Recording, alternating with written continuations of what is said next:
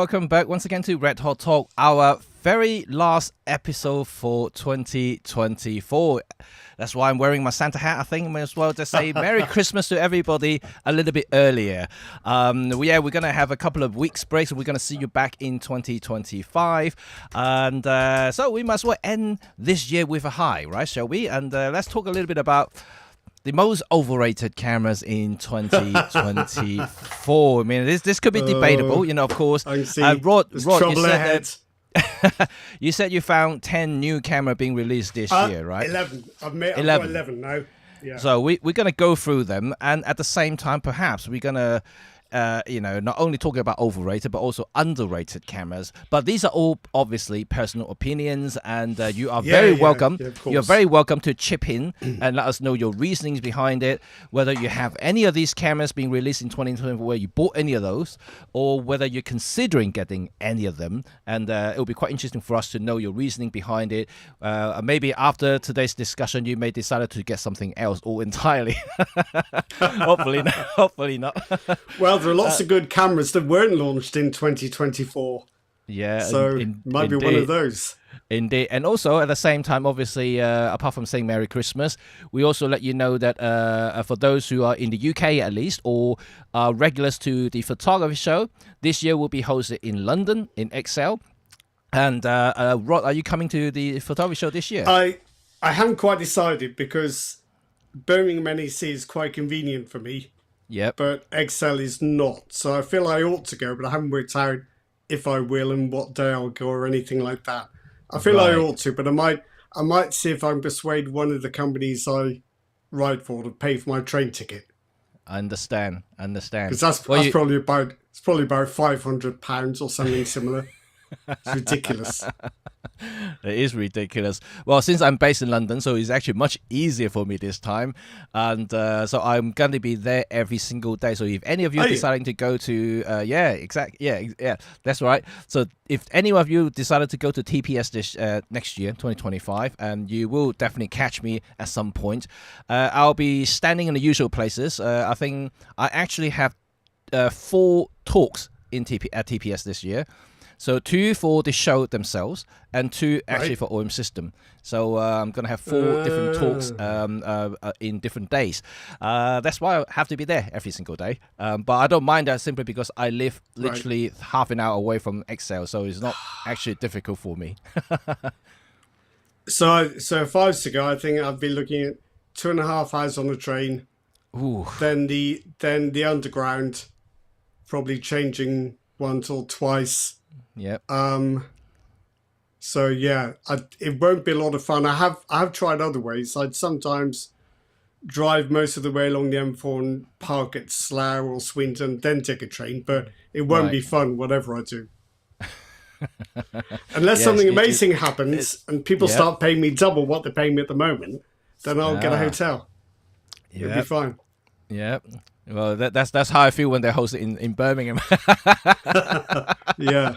But it's good in a way that they now swap places every year now. So 2026 is going to go back to Birmingham.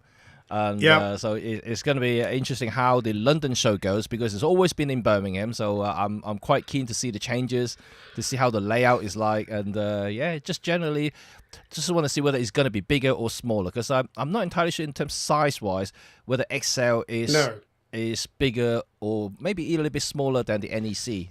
Well, I don't know, because they weren't using as many halls in the NEC as they had previously, and I imagine they can just use the space needed. I think they'll probably end up with quite a different audience. Do you think we'll so? See. Well, I think that's what they hope. they think if they do one in London, they'll attract a much more vigorous metropolitan youthful audience. I think that's what they're thinking. Oh, okay, right. That would be interesting to see, and see which brand stand will be busier than others. Because if you say it like that, a certain type of customers are drawn to the certain type of brands. So I want to see the differences like for instance, Instax and Fujifilm, this is kind of like a hipster brand at the moment, and whether they will have more people going towards Fuji than any other brands. Because in Birmingham, we always see that the big brands, right? The Nikon, the Sony, and the Canon, always busy. And so it's going to be interesting to see.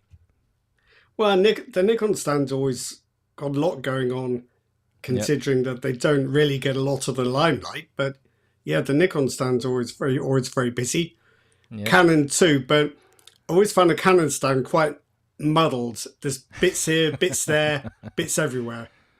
Yeah. Well, it doesn't help that Canon also have other products like printers and other things as well. So they always kind of put all together. All in the same stand. Yeah. That is confusing. So, okay, let's start with today's discussion then. The most overrated camera in 2024. So let's go through your list of cameras, bro, and do it one by one and see what you think. Have you? Well, I don't know. We could do that, or do you want to alternate? Do we want to start with the ones we're most disappointed with, or do you want to do it chronologically? How do you want to do it?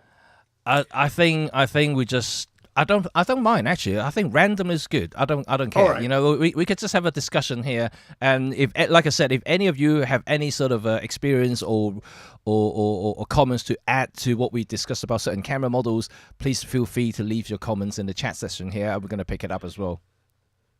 All right then. So I'm going to kick off with one. I've apparently been in a bit of trouble with Fujifilm recently. I've not been nice enough. So unfortunately, there were 3 new Fujifilm cameras in 2024. So some of them we might really like. I think one of them we will. Okay. But I've got to mention the X100-6, which feels like it's been out about 100 years, but actually came out in 2024. I don't personally know anyone who's ever handled one, or got one, or managed to buy one, or cares anymore. Did I say that? Yeah. It's interesting. I mean, anyone out there listening right now who are Fuji fan or who are looking forward to getting your X100 Mark VI, well, that's a good point. Is anyone on the list? Yeah. Or you have the Mark IV or 5 or any previous generation X100. Please share your opinion here. But I think I agree. I think the X100-6, despite much hype in the news and in the reviews, it just to put it frankly, there's no one else has it in the hand. There are some, but the waiting list now, from what I understand, is about 8 to 9 months. So if you put your name down now, you're not going to get it until way past next year's summer. Until it's replaced. Until Mark 7 came out. So initially, when we talked about it when it first came out, we thought Fujifilm may have artificially limited the stock to create a shortage. Just to create a little bit of a hype. You see restaurants in London do that sort of thing quite often. They artificially create a queue outside the restaurant to make it look busy. And then people You're a very cynical man, Jimmy. You're a very cynical man. So, from the bystander's point of view, and when people see a queue in front of the restaurant, they think, oh, that must be a good restaurant. That must be a really cool thing to have, to eat. So, maybe that's the sort of thing that Fujifilm was doing. But now, after so many months, we haven't seen the supply meeting the demand. And I mean, there are obviously people who are getting their hands on now, but like every other day I'll see a YouTube video popped up. A content creator will say, oh, I finally get my hands on the Fuji X100-6, after 8 months wait or 6 months wait or whatever. I keep seeing these videos popping up, but I think the effect of that anticipation has kind of, like you said, cooled down quite significantly. Not necessarily about the retro styling side of it, but more about that particular model. And now more and more content creators are, basically suggesting alternatives to the X100-6. Some people even suggested, why do you go for the X100-6? Why don't you just go back and buy X100-4 and 5, or get a Ricoh GR, or even as I would go as far as getting some of the older Olympus pen cameras. Well, interestingly, you say that. One of my colleagues on Digital Camera World posted a piece a few days ago, suggesting a bunch of mirrorless alternatives to the not to the X106 specifically, but to fixed lens compact cameras. Yeah. And there's some good choices. Practically every brand has them. I mean, OM System has the EP7. Sony has a lot of different choices. You could say like the ZV E10 Mark II vlogging camera, or maybe one of the A6000 series. If you're a Fujifilm fan, maybe you should get the XT50 instead, or the X75. So in many ways, a mirrorless camera won't be quite as small, but it's going to be cheaper, and you can be able to get one. And you've got the flexibility of changing lenses, because what I found with the X100V before, because I owned one for a while, I just couldn't get along with that 35mm equivalent focal length. It just wasn't me. But this is the sort of thing you don't find out until you live with these things. So I think in future, I'd always go for an interchangeable lens camera with a pancake lens. Yeah. Do it that way. I mean, to get a camera like the X106, you have to know your photography. You have to know what you shoot most, and to be able to exploit or even appreciate that camera. Like you said, it's a fixed 35mm equivalent lens, and not everybody can shoot 35. As simple as that. Some people could shoot wide. Yeah, some people could shoot wider, 24, 28. Some people could shoot tighter, 50, or even like going for 85. It just really, depending on your photography. And for those who are used to 35, that's totally fine. But not many do. Like you said, unless you shoot a lot and okay, that's the focal length I'd use 60-70% of the time, then cool, that's fine. You get a X106 or any other X100, you'll be totally fine. Same as Ricoh GR. Ricoh GR also has a fixed lens, and but it has now two options, right? It has the 28 and also the 43mm equivalent focal length. That's right. Yeah. So I mean, at least you have a choice of which you buy, and it is a bit cheaper than the X106. I just think that these cameras are good if you don't mind buying a camera to do just one job, and it's not your only camera. No, I just don't think it's any good as your only camera, unless you deliberately restrict yourself to a very specific style of photography. I've got nothing against it as an additional camera for certain types of things, but I could never, couldn't live with it for that. No. And I certainly would not recommend anyone paying the overpriced price tag online at the moment for anyone selling privately. I've just checked Wex in the UK. They've been listing its pre-order, and they still are for as long as I can remember. And B&H doesn't have any either in the States. So if those two can't get them, then it's not much hope for the rest of us. But I know there is a bit of a black market of people who bought them all, and now they're selling them at high prices. It's funny enough, you go to MBP, a few days ago, I saw one for sale. And then Really? It was obviously over the retail price, even though it's listed as used, but it's mint as new condition. I don't know whether it's still there or not. And but if you go on eBay, obviously there are a few more. The people are selling privately, but they are selling all over 2K and £2,000. I mean, that's like basically £200 to £300 more than the list price. Actually, no. What's the retail price in the UK for X106? Was it like £16.99 or £15.99? £15.99. So over £600.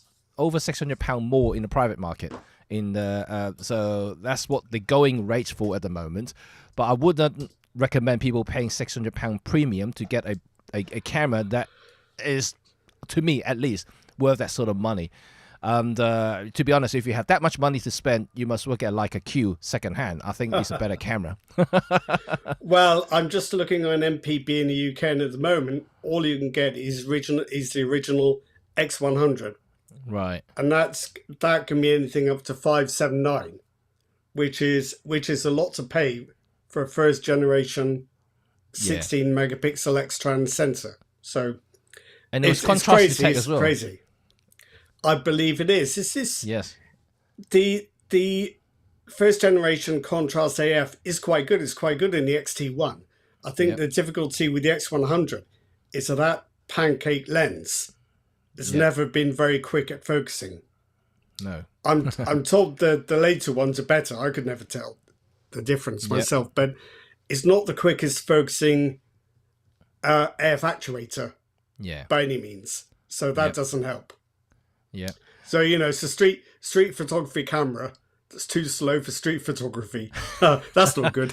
Well, I mean, I think that is one of the things, and well, another thing, not one of the thing, another thing about the X100 is if you really are a street guy, probably most of you will use hyperfocusing anyway. You stop down the lens, you pre-focus the zone, or you just do what GR does, snap focus, preset a distance and you just snap it. And that way you're definitely got no delay or focus hunt or anything like that. I mean, this is one of the reasons why Ricoh GR is still a very popular street camera for people who do use that sort of focal length.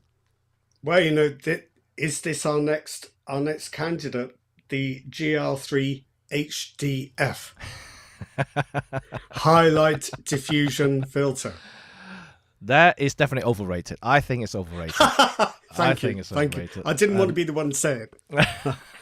I tried it, and I had to go through the EXIF data to work out where I'd had it switched on. It is not a strong effect, and of course, you can't take it away afterwards. And not only that, I mean, I think like for me, I know Ricoh fans may disagree or even hate me for saying, is that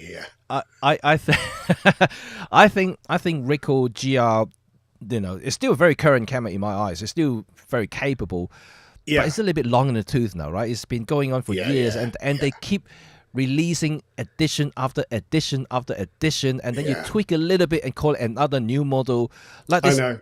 Like this filter thing, I don't know. See, before that, the other alternative is to have the inbuilt neutral density filter. Yeah. But unless my memory serves me incorrectly, that's only 2 stops. I think it's only 2 stops. What's that going to achieve? All it's going to achieve is let you use slightly wider apertures and bright light. You're not going to be able to do long exposure landscapes. No. But I mean, I do quite like the GR3, but I think that would be my candidate for one of the more disappointing cameras of 2024. But it's Pentax, it's Ricoh. This is what you're going to get. We can't blame them for doing what they've always done. No. I mean, even no matter how bad I think the latest model is, and I still, GR3 is still one of the cameras that I like the most. Oh, I've got it. The monochrome. Oh, you're lucky. Came in a few days ago. You're lucky. It's not luck. It's who you know. It's contacts. Awesome. It's influence. Well, yeah, you have to tell me all about it once you started using it.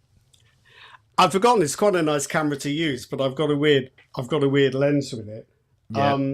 But at least it doesn't cost as much as an M11 monochrome or an M10 monochrome, whichever is the current one. But it's Andrew's latest comment's kind of funny. The GR series seems like a mid-term facelift of a family saloon car. Yeah, I think so. Yeah, I wouldn't even call it facelift because the external is exactly the same. It just got a extra letter on the modeling. I think Andrew's in the UK, right? So I'm going to say Andrew it's like a mid-term facelift of the Ford Cortina from about 1978. Oh gosh. Well, I do like GR. I do like the form factor. I have to get it. One of my commissioning editors is very, very fond of them. Yeah, but they suit his style. I mean, he is a documentary photographer, and he just sticks one in his pocket, and it suits him. And I would say there is no other APS-C camera that you can put in a trouser pocket or a shirt pocket. There isn't another one.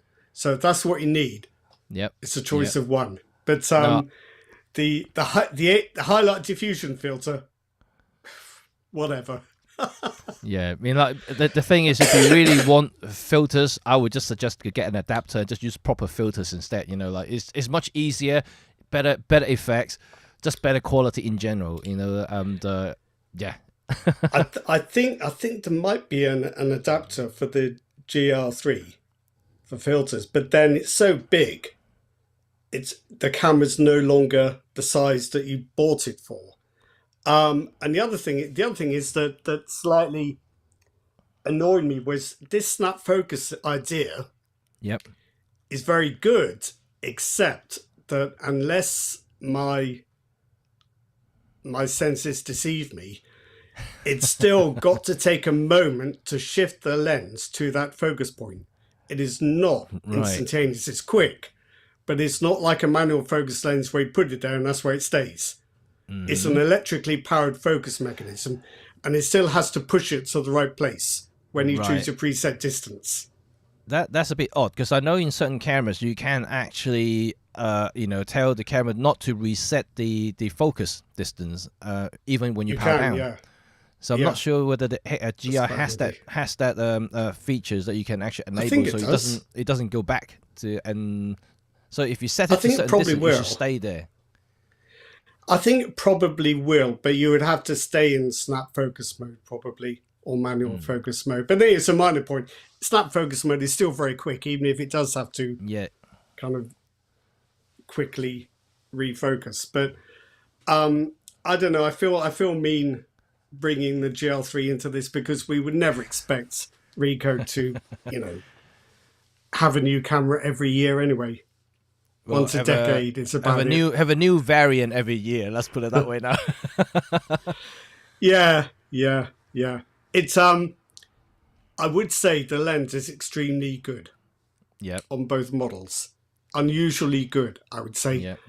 But you can't get away from the fact it's electrically driven. It's not like a true retro camera where you just turn a knob or turn a ring and you focus.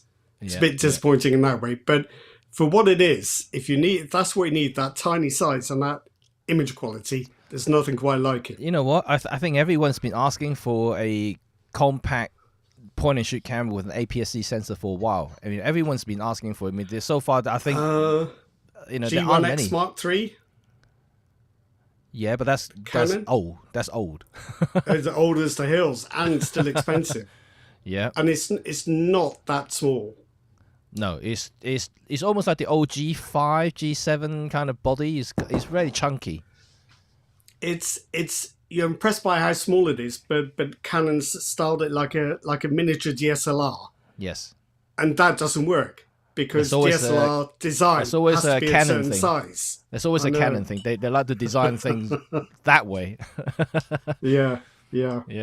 So so let's so that is Ricoh GR3. The original COVID virus. Has different variants every year.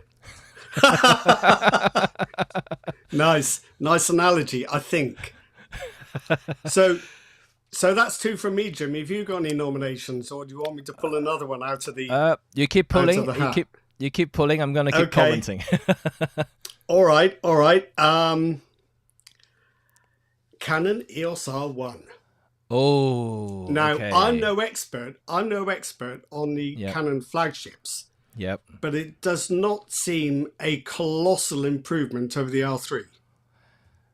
Some people even say it's downgrade, right? And why have comments. an R1 and an R3? I don't get it personally. No. And apart from slightly lower resolution, that means you can shoot faster. And no, I don't see it. I mean, so I don't know how to rate this. Overrated, and it's borderline. I would say borderline. It's difficult, isn't it? Because it is blindingly fast, and the AF is as good as it gets, and I'm including Sony in that. Canon's AF now is just spectacular, but it seems an awkward move for Canon, because Sony's flagship has twice the resolution. Yep. Nikon's 2 top cameras also have twice the resolution, and Canon's own EOS R5 Mark II, which I guess we'll come to in a minute, is spectacular in its own right. Is the R1 that much better that you can throw away all that resolution? It's weird Not situation. Quite. Not quite. I think the problem is now that by the looks of it, technology has pushed the boundaries so far off now that the traditional thinking of how especially in digital terms, digital cameras has set up it's almost irrelevant now. So Canon is doing the old-fashioned way. They have a flagship speed demon that basically have a low resolution sensor, and that basically will give you a faster readout, faster everything, because it's got less data to process. It literally can shoot everything faster.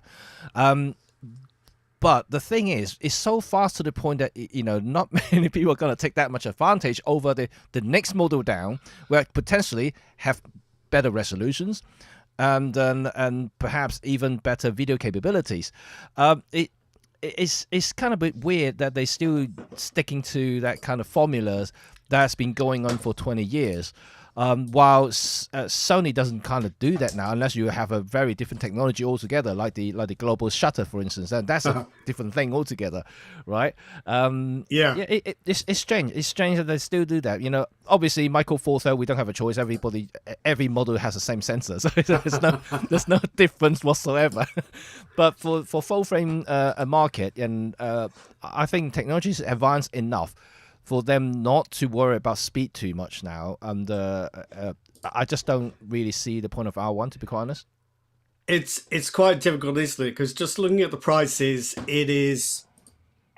I mean, the R3 is not cheap. Yeah. But the R3 and the R5 Mark II, they're around the same level, about $4,500 or pounds. The R1 is over $6,000, and the thing is that the R3 is fast, and even the R5 Mark II, that is fast too. When is enough? It just makes me wonder if Canon is just chasing something that's now gone beyond what people actually want or need. I think not about want anymore. It's about need. I think they just go beyond what people need. Even headlines. Even professional sports shooters, I don't think they would need that sort of speed, to be honest. And, they've been doing photography, sports photography, with older models for how many years now? And they never really kind of complain, I need another 20 frames per second to be able to capture that shot. They never really wanted that. And but now you're giving them that 20 extra frame per second. It doesn't really add to any values to these professionals. In fact, they probably add more workload for them to trying to find the right image afterward, because you're going to end up with, tens of thousands of images to go through. I mean, this is it. I think there's some curious things that Canon has done, such as the in-camera upscaling and in-camera AI noise reduction. Both of these things, you would have thought the camera is the last place you'd want to do them. But there they are. You would have thought it would be more useful to have some kind of AI culling process, so that you've got your 60 frame per second burst or whatever it is. You've got 600 or 6,000 images. Yeah. The picture desk back at base is screaming at you to get one over. How are you going to find the right one if your camera could do it for you? This one's sharp. We like the composition. It's in focus. Send them this one. That would be useful. Yeah. I mean, how many times I see journalists after the events or something, they will sit down on the side, have a cloth over their head, looking at the computer, downloading all the images from the laptop, from the camera, and going through that 3,000 photos they literally just snapped in a couple of minutes, and trying to send one back to the office. It's a tough job. They're trying to find one that looks good, and compete, with their colleagues on the side. It's a difficult job. So adding more definitely not going to be beneficial to any of them, to be quite honest. I wouldn't have thought so. I mean, there will be professionals who'll tell you otherwise, or they'll be able to imagine scenarios where they think it would be useful. Yeah. But I think the realities of having that many images. Oh dear. Right. Oh, you just dropped out completely. Oh, hang on. Yeah, I think it's your camera. Oh, there you go. You're back. I don't know. It's my camera. Yeah. Okay, that's weird. I could hear you though. Now your images is about a second off, I think, at the moment. Is it? Do you want me to reconnect? Maybe I'll reconnect. reconnect. Yeah, reconnect. Okay. Yes. So there you go. That's the Canon R1. What do you guys think about the R1? Have you guys tried one? I have not personally, but I've seen enough online informations, online reviews. Even Petapixels talked about the R1, saying that it's being a step too far. It's too niche for even professionals. So that's an interesting comment from Petapixel as well. So I think we all think alike in a way that, I think the R1 may just gone a little bit too far for what it is. Yeah, I think so. But it's also becomes one of these things that very, very few people are qualified to review. So you'll get a lot of people expressing an opinion online who aren't necessarily qualified to test and evaluate a camera at that level. No. So speaking as somebody who's been a commissioning editor for reviews, it is hard finding people with that kind of expertise. Yeah. And if you do, they're usually too busy earning lots of money to talk to you about their cameras. But that exactly shows what the point what we just talked about. If it's that niche, you need that kind of people who are able to talk about that type of camera, and that means you're talking of a very small amount of photographers. If a professional reviewers can't talk about it, and that is kind of beyond that limit where they can see like 95% of the photographers out there would be able to use it. But do you think it's like a halo product that helps sell other cameras? Well, so we the more talked headlines about, you can get. We talked about Halo products, right? But okay, you tell me, the Canon R1, what features or what technology it has that you think you can scream, you can scream about and think about, that's a future of digital photography. I haven't got the faintest idea, Jimmy. Sorry, I'm having a look at the specs now. But and because it's all become so esoteric and specialized. Yeah, because the iFocus already in R3, so that's not new. Yeah.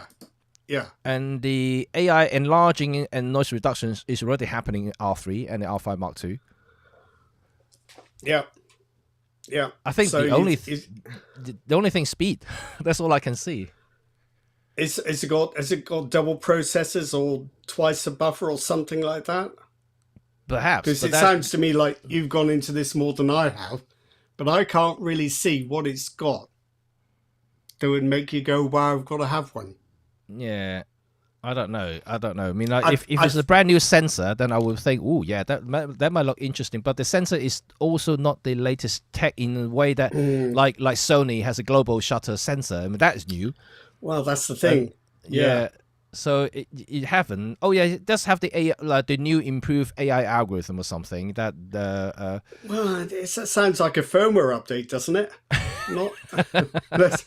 I know where we're going with this at some point, but don't you think so? I mean, at what point? I mean, if a camera is physically constructed differently, then you can understand it. If it's got dual processors, or much more RAM, or it's got some other thing that makes it different. But it just seems on this occasion it's all a bit too close. But I can see Canon being very happy for people to talk about it, because most people seeing this stuff will think, oh wow, that is amazing. I can't afford one of those, but I'll buy one of these other Canons. They sound brilliant. I guess that's the idea. I don't know. I don't know. Maybe it is a promotional piece, the brand promotion, so they can kind of remind people that Canon exists. I guess that's it, because that's the whole thing about keeping your brand successful. You've got to keep doing stuff, otherwise people forget you're there. I do think it's hurt Nikon a bit, because they're not constantly coming out with new stuff or new tech or new gadgets. Yeah, they're not as loud as Canon and Sony. No, I don't think. But I guess like we can talk a little bit about that towards the end of this chat. But I think in general we discussed this previously, is that digital photography or camera making has come to the point where any sort of advancement, new features are very, very small and minor and incrementals. They're not really groundbreaking. That would say, oh wow, that's the future. That is something different. What we're getting now is still a little bit of a little bit of resolution here, a little bit of frame rates here and there. I don't see something that is that's cool. I mean, yeah, and I think as well with these ultra high frame rates, we're getting into the same situation that we get with video, where you can only have the high frame rates or bit depths if you give up something else. Yep.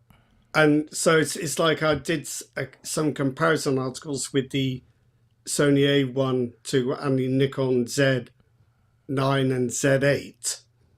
They're incredibly fast. They can do 120 frames a second if you will accept 11 megapixel JPEGs. Yep. And then you think, oh yeah, but then they do, is it 60 up to 60 frames a second of full resolution with JPEGs? If you want RAWs, it's 20. So that's a bit of a step down from 120, isn't it? So you've got to look at the small print. But since we're talking about Canon, I did want to mention the EOS R5 Mark II, which does seem to me a pretty spectacular upgrade. I know that upgrades these days are smaller, but this one is a bit beefier than most, I think. I think from what I can see, the R5 Mark 1 and the Mark 2 difference is, or the upgrade is almost feels like in the old DSLR days between the 5D2 and the 5D3 upgrade. It feels almost like that. So it's not totally overhaul in a way, and it's got similar form factors and the features are very similar, but internally the operational smoothness and overall is quite a bit nicer to use and quite a bit nicer to have for the latest generation. I think they've completely reconfigured the cooling as well. Oh yeah, because they had a really massive overheating issue with the Mark II, the original, not Mark II. I like the way they handle it with the Mark 1. They just changed the menus so you could let it get hotter before it shut down. But did Canon swap to a stacked sensor with the R5 Mark II, or did the R5 have a stacked sensor? I don't remember. I think the R1 has stacked sensor. I'm not sure about the R5. No, sorry, the original R5. Yeah. Did that have a stacked sensor? Not sure. No, but what struck me about the R5 Mark II as well is, for those who are into video, 8K 60 RAW. Ooh. I mean, nobody's got the hardware to edit it. Right. We won't go into that. But since we are talking about video, one thing that I think is super crazy, in the last couple of years, and all camera makers are trying to push 8K videos, especially in the full frame side, because they had the resolution to play with. Instead of giving me 8K, whatever frame rate, 30, 60, whatever, why don't they just give me 4K, 300, 500, this ultra slow motion, high frame rate? It's all instead of giving me. No, I mean, the thing is, I understand. Yeah. If you pushing 8K anyway, where no one actually have an 8K screen to edit or compatible system to edit them on, why don't they just give 4K, standard 4K, but extreme high frame rate and do something crazy? The issue is to capture 8K. Yep. You need a 40 plus megapixel sensor, which is not going to be very good for 4K because you're either going to have to oversample it, which is massive processing overhead, or you're going to have to pixel bin, which is horrible, or you're going to have to crop, which is horrible. Yep. So I don't know. I think I like the idea of 6K open gate recording on Panasonics and Fujifilm. So I think that's probably more useful. Yeah, but that only happens in crop sensors. Full frame sensors are 3x2 already, so there's not much they can do about open gate, though. That is true. That's true. You need a 4x3 sensor, which is always in the crop sensor. Yeah. Doesn't your XM5 do open gate? Yes. 6.2K. I mean, it's still 3:2 ratio open gate. Still gives you a bit of freedom compared to 16:9, doesn't it? So there's still some value. A little bit. And it's 6K. 6K. But yeah, so I wasn't convinced at all by the R1. I'm supposed to know what's good about it. It's supposed to be my job, but I can't figure it out.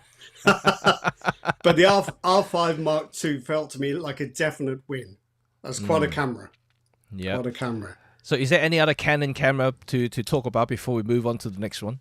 No, I don't think there is, no. So that's it. That's for the Canon R1. We both think is maybe a little bit overrated. Flagship camera from Canon. I'm sure it's worth every penny, but I've not been able to work out why. Great. That's a great discussion. There you go. Okay, what's the next one? What's the next camera? All right. Do you want to go back to Fujifilm, or shall we go and say hello to Sony? Let's go Sony. Let's see what Sony has. Yes. Right. I know I've talked about this already, so I apologize if I'm boring anyone who saw earlier ones. Sony A1 Mark II. Right. Disappointing, because it's basically Sony A1 with a respray and a service, and maybe an upgraded turbocharger. I don't know, but it seems to me that the original A1 absolutely untouchable in its time. Yep. Also absolutely unaffordable, but the new one is incrementally better, but everybody else has caught up and gone further. So that is disappointing to me. It's a camera that costs $6,500 or pounds when you've got equally well specified rivals, if not better, that cost $4,500. So I think they're in a corner with that one. Yeah, I mean, I certainly think that the A1 Mark II doesn't make too much sense to me, even though at the same time they launched a new lens, which I think the lens is way better than the camera itself, which is the 28 to 70 f2. I think that lens is quite simply, I think, spectacular for what it is, and also the size and weight is definitely much more attractive compared to Canon's version, because Canon's one is just humongous and heavy. It is. It's like I used to think this with Sony, and I still think this with Canon. I think they must have two different sets of designers, one for the cameras, one for the lenses, and they've got the measurements wrong somewhere in an email. Yeah, missing a couple of centimeters there, and it makes a big difference. What about that Canon 24 to 105 2.8? If you manage to get your hands on that, yeah. Oh, that is huge too. Colossal. I know it's colossal. You know, the old 25 to 105 f4 was compact. That was very nice. And but the it is all right. Yeah. But the 2.8, oh my god, that is like a 70 to 200 2.8 in the size wise. It's just massive. It is. So I think with Sony, processing power is Sony's thing. With Canon, I think it's wild lens specifications is Canon's thing. Perhaps. You know, that's the thing about, you know, many people discussions before. Full frame bodies may gone smaller, but the lenses are still massive. And some of the later generations of zoom lenses, especially that with bigger apertures, are simply too big, too heavy, too expensive, and it just not something that most of us would appreciate or even want to use them, because it's just too big. Well, that's the only reason I would have said that the Canon R1 was a great camera, but then the R3 is just as big. You've got the same thing. And I think I'm disappointed the A1 II or even the Sony A9 Sony did not do an integrated grip design where you've got the extra battery power, you've got the extra grip for those big lenses, and you've got vertical controls as well. I mean, everybody else has done it. I don't know why Sony hasn't. You can buy a grip, of course you can, but it's just not quite the same thing, I don't think. No. I always think the additional grip on any cameras doesn't feel the same when you have a properly integrated grip body. No. I don't think so. No. No. So I think, yeah, Sony A1 II, disappointing. Chuck L says the real gain with the A1 II is that Sony realised they can't raise the price by 500 with each new model. Well, at 6,500 for the original, how much higher can you go? I don't think the A1 II is even though the price hasn't gone up, I still don't think it's worth it. No. This is actually more what we talked about earlier about recalls. This feels more like a facelift than anything else. It doesn't really warrant the Mark II badge, to be honest.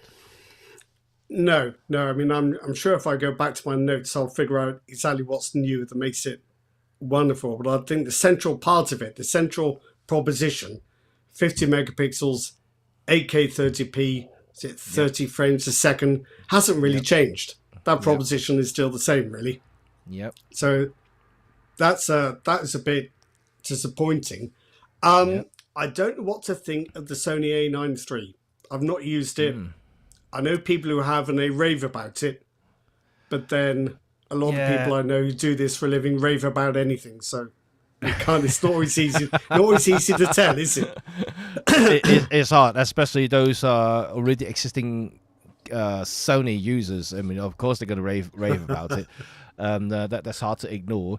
I've tried it on my hand and I haven't used it actually properly shoot with it.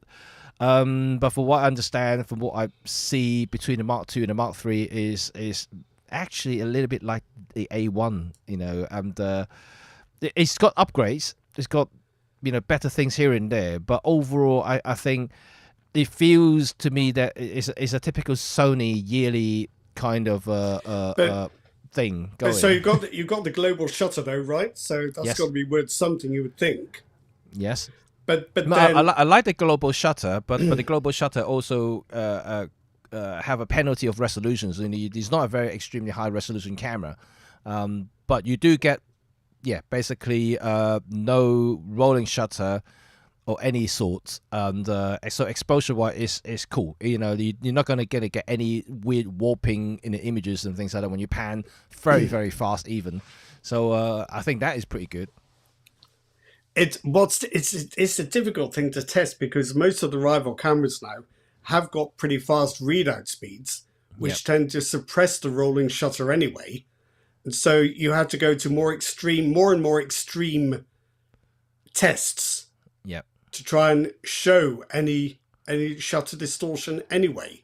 The only one I can think of that I've seen is somebody swinging a golf club. So, if you've got a fast readout or a global shutter, you haven't got a bendy club.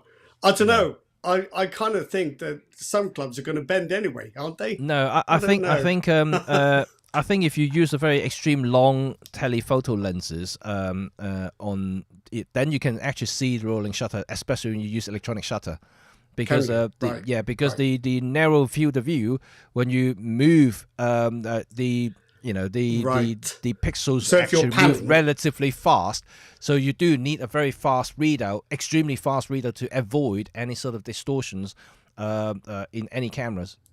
So what I'm saying is, if you're panning with the telephoto along focal length, the background is magnified, and so therefore is any shutter distortion. Is that what you're saying? Yes. Right. Interesting. Yeah. So the global shutter on the A9 definitely illuminates that completely, so you don't really have to worry about, because the whole entire sensor, basically turn on and off at the same time, all the pixels. So there's no scanning involved. So that's the coolest part, I think, for any global shutter cameras. So if you're a professional, then you've got some tricky decisions, haven't you? You think, well, do I go for the A9 III with its global shutter, or do I go for the EOS R1 or EOS R3 with its fancy AF and high burst speeds? I don't know. I just think physically the A9 III isn't designed for big lenses. No. And action sports photography. It needs a grip, and the corners are very hard on Sony cameras, and sharp. It is not a comfortable camera to throw around and use quickly. it's one of those things, and Sony has the tech, but then Canon has the body. If only if they two work together. Yeah, I guess so. So, if we finish with Sony, then the opposite end of the scale. Yep. Did anyone notice the Sony ZV-E10 Mark II? No. So the ZV-E10, the original, was just a vlogging variant of the Sony a6000 series. Yep. Same 24 megapixel sensor, no EVF, no IBIS. So like Stone Age tech, but quite cheap and with good AF. So that's all right. But the Mark II actually has the 26 megapixel sensor and perhaps the processor from the FX30, which is part of the cinema line. Yep. So it's a bit more serious. So it's got a newer sensor, and it's going to be, I think the quality is going to be better, but still no IBIS. So anyone got that? That disappointed me. Doing a vlogging camera with no IBIS. It's interesting now. They've done it. They have got IBIS in their APS-C cameras, Sony. So why not here? They do, but it seems to be a thing in 2024, right? Like that is not the only vlogging cameras that come up with no IBIS. No. This is only one of several, right? And so it's a thing that puzzles me still. And even the XM5 Fuji and the S9 and also other cameras out there who do claims to be a vlogging cameras that unless they have misunderstood or misinterpret or actually didn't understand what vlogging really is. They think vlogging is just simply put the camera in front of you on a tripod and film yourself like a talking head. But a lot of vloggers do actually walk and talk at the same time. Well, this is the thing, isn't it? This is what I do often think there's a gap between. Oh, Rod has gone out again. I think there's something wrong with his camera. Perhaps. So, until we wait for Rods to come back, and let's look at some of your comment then. So, Chuck, let's see what you have here. I kind of want the RX 108, but I'm not sure if the RX 108 justify $1,800 price tag. The RX 100. Yeah, I know what happened. Yeah, I know why it dipped out. It's terribly embarrassing. I'd switched tabs. And I clicked on the wrong part of the tab. Because my tab has the camera icon. And if you click on that, you switch the camera off. I see. Okay, well, there you go. Right. But just to quickly look at Chuck's comment here. The RX 108, does it sell for $1,800? I'm pretty sure it's not that expensive. Right? There isn't an RX 108. The RX 100 line is... There's a 7. In the UK, is round about, regardless of what version, they run about £600-700. The latest generation is about £800, I believe. So $1,800, that seems a bit excessive. There isn't an 8. Is Chuck saying he would like there to be one? No. There isn't. No, it's rumored. But it doesn't exist. Not 8. Sorry, 7. Sorry, yeah, the 7. My eyesight's not very good. The 7 definitely does exist. Yeah. But $1,800 is this $1,800? I don't know whether Chuck is reading some rumors, because the 8 is a kind of pie in the sky thing at the moment. People are talking about the possibility. Yep. But the 7 isn't that much. But I don't think it's 800. RX 100 V111. V11, what am I doing? Well, $1,300. $1,300. So that is quite expensive. Wow, I didn't know they're selling that expensive. They are. Wow. When I got my RX 105, that's when I got it. It was $650, I believe, when I got it. Yeah, but wasn't that about the time they swapped from the 3x zoom to the much longer one? Yeah, but you also lose the f2 aperture, it becomes 2.8. Yeah, but I think most people would have considered that the longer range zoom added value. Oh, I don't think so. You But might, you anyway. might not. You might- I much prefer wider aperture and a compact. As the sensor's smaller, you really want to at least have a stop better low light capabilities, or use at least a stop lower ISO in any given situations. that is true. I'd probably be like you and go for the shorter, faster zoom. Personally, I've never liked the RX100s. No, well, how would I put it? I have a I love and just hate. don't like using them.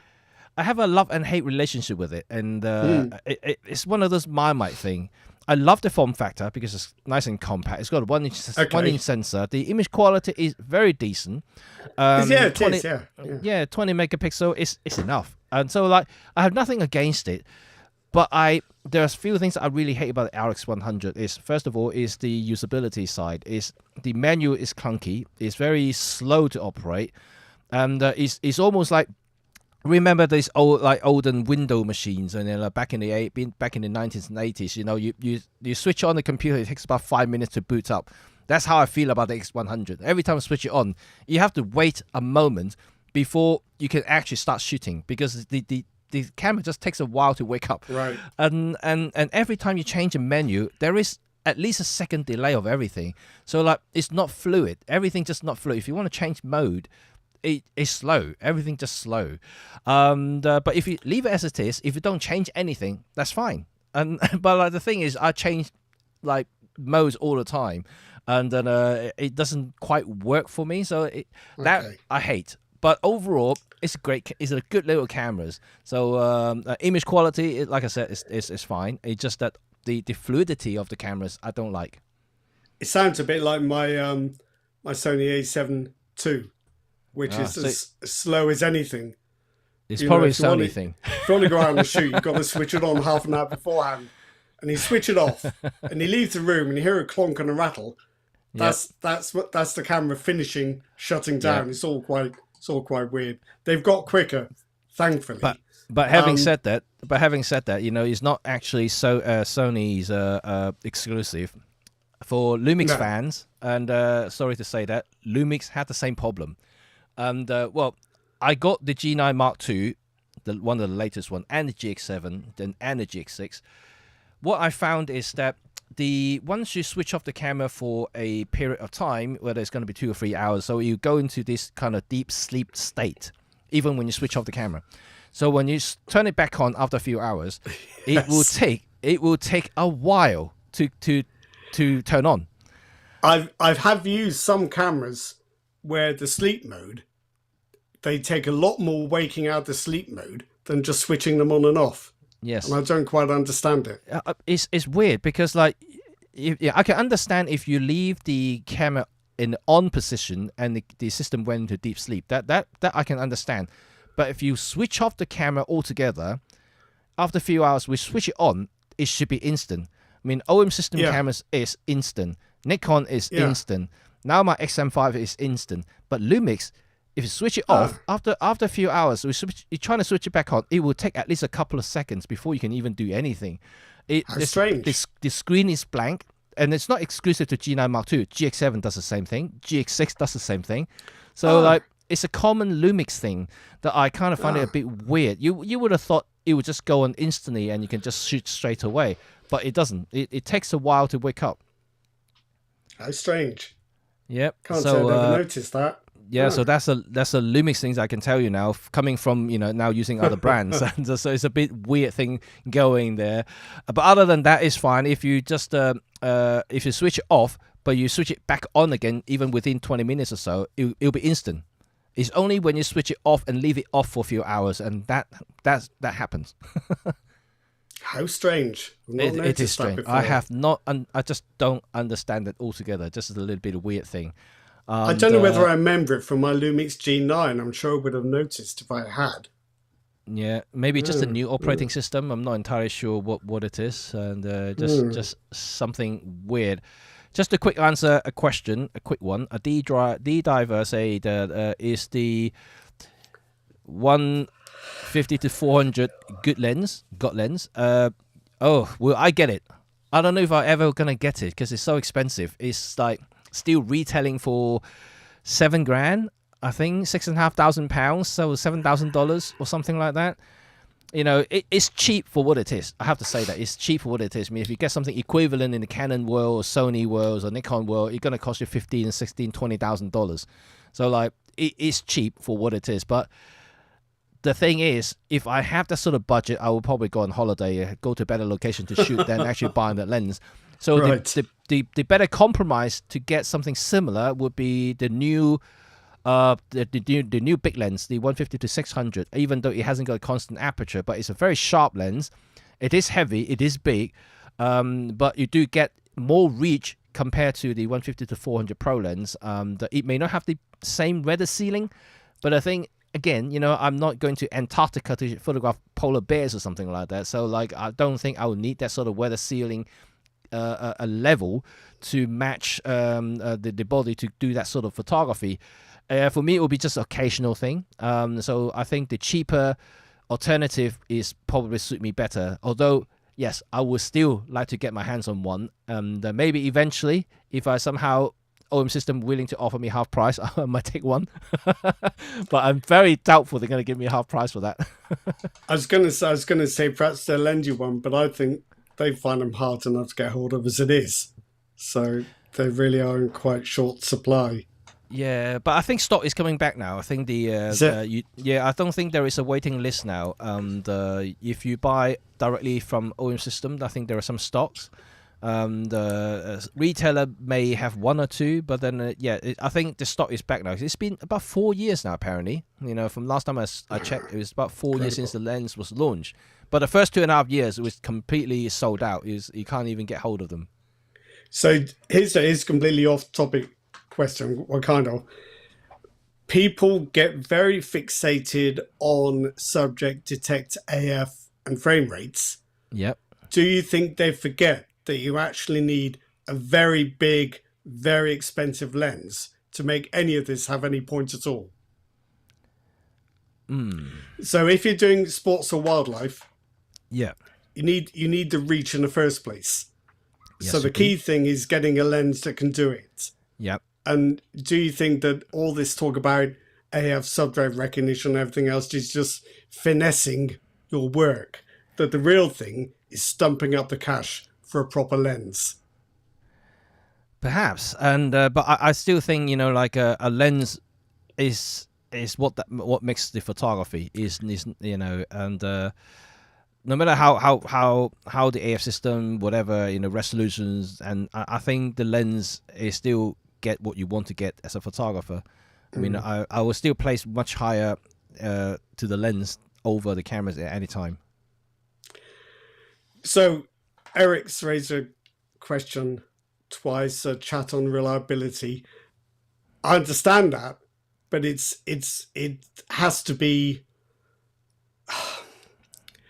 It can easily, what happens is it easily ends up as people's experiences that nobody else ever has.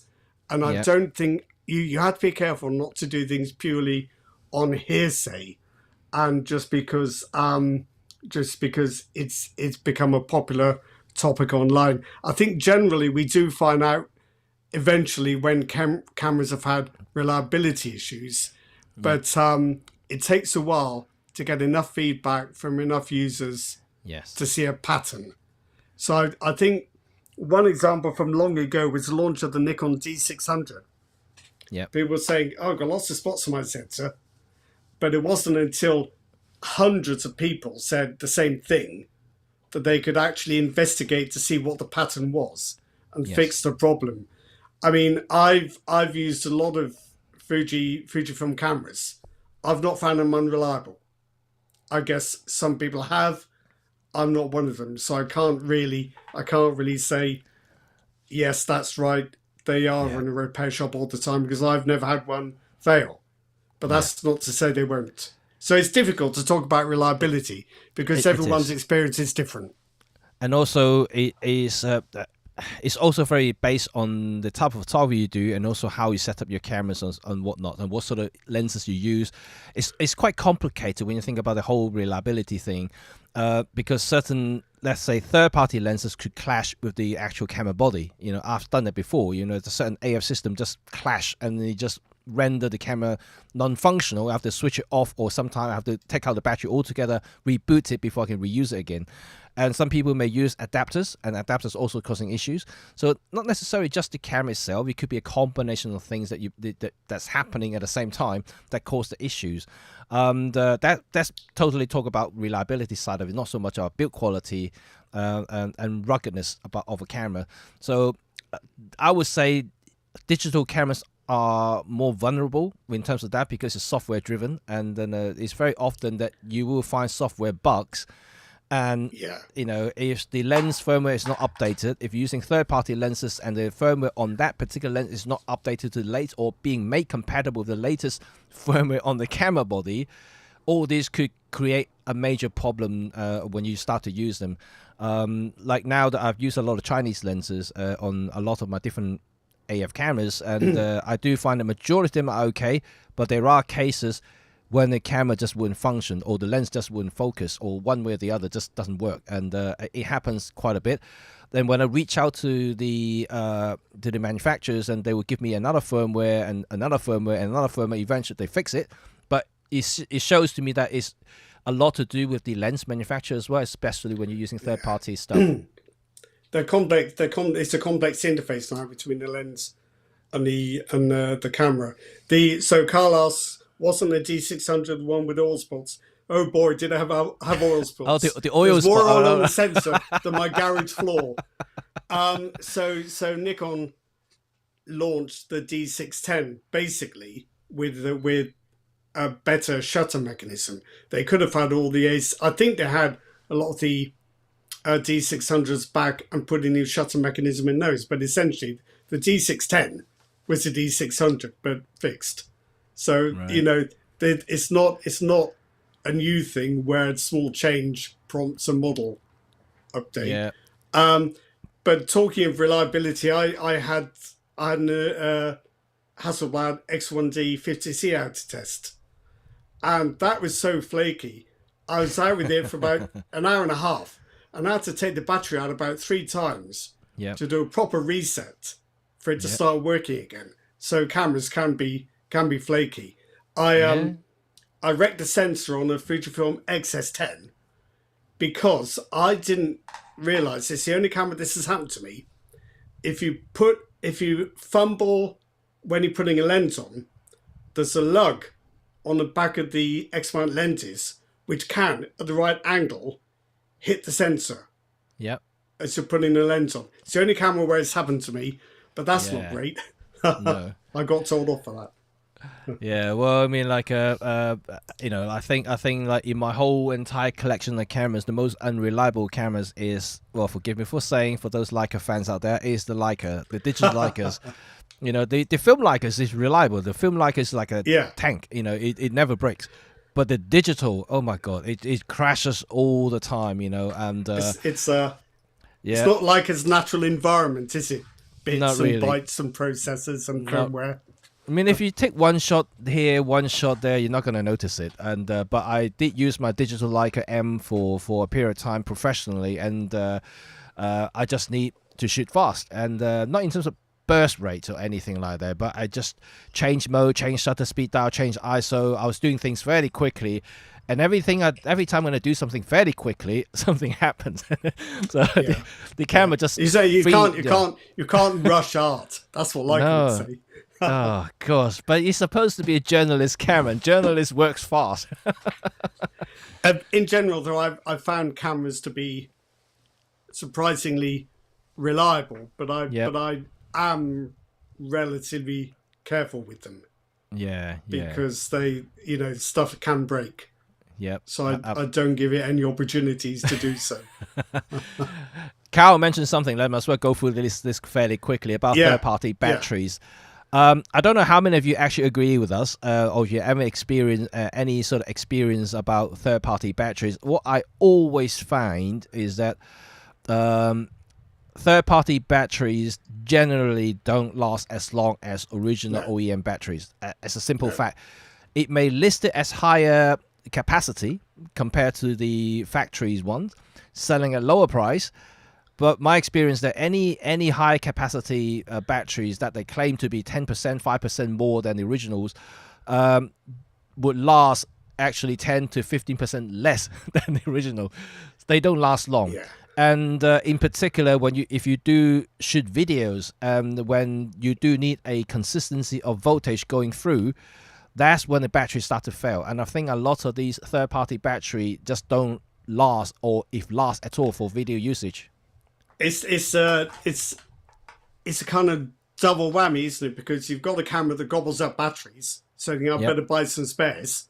Yeah. So then you buy some third-party spares, and it gobbles them up even faster.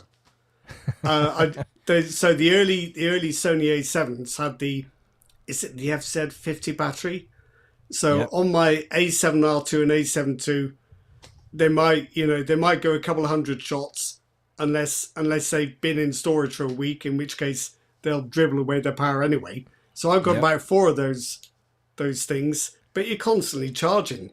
Which ones are flat? These 2, right? Better put those on charge. These good, yeah. They won't be good next week, but they're good at the moment. It's a constant battle.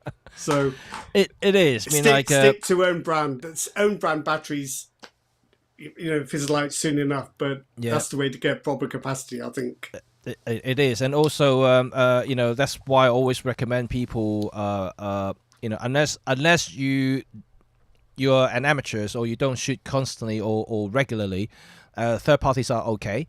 But if you're a professional or people who shoot daily or regularly, what I always find is that when you buy a camera, invest in batteries as well. You buy 2 or 3 OEM batteries because they last and they are more reliable in any temperatures, and that they don't deplete as quickly as other batteries, and it's just generally better. I think if you are going to buy third-party batteries, go for a brand you know. Don't go for a brand you've never heard of, because lithium-ion batteries are quite dangerous if they're badly made.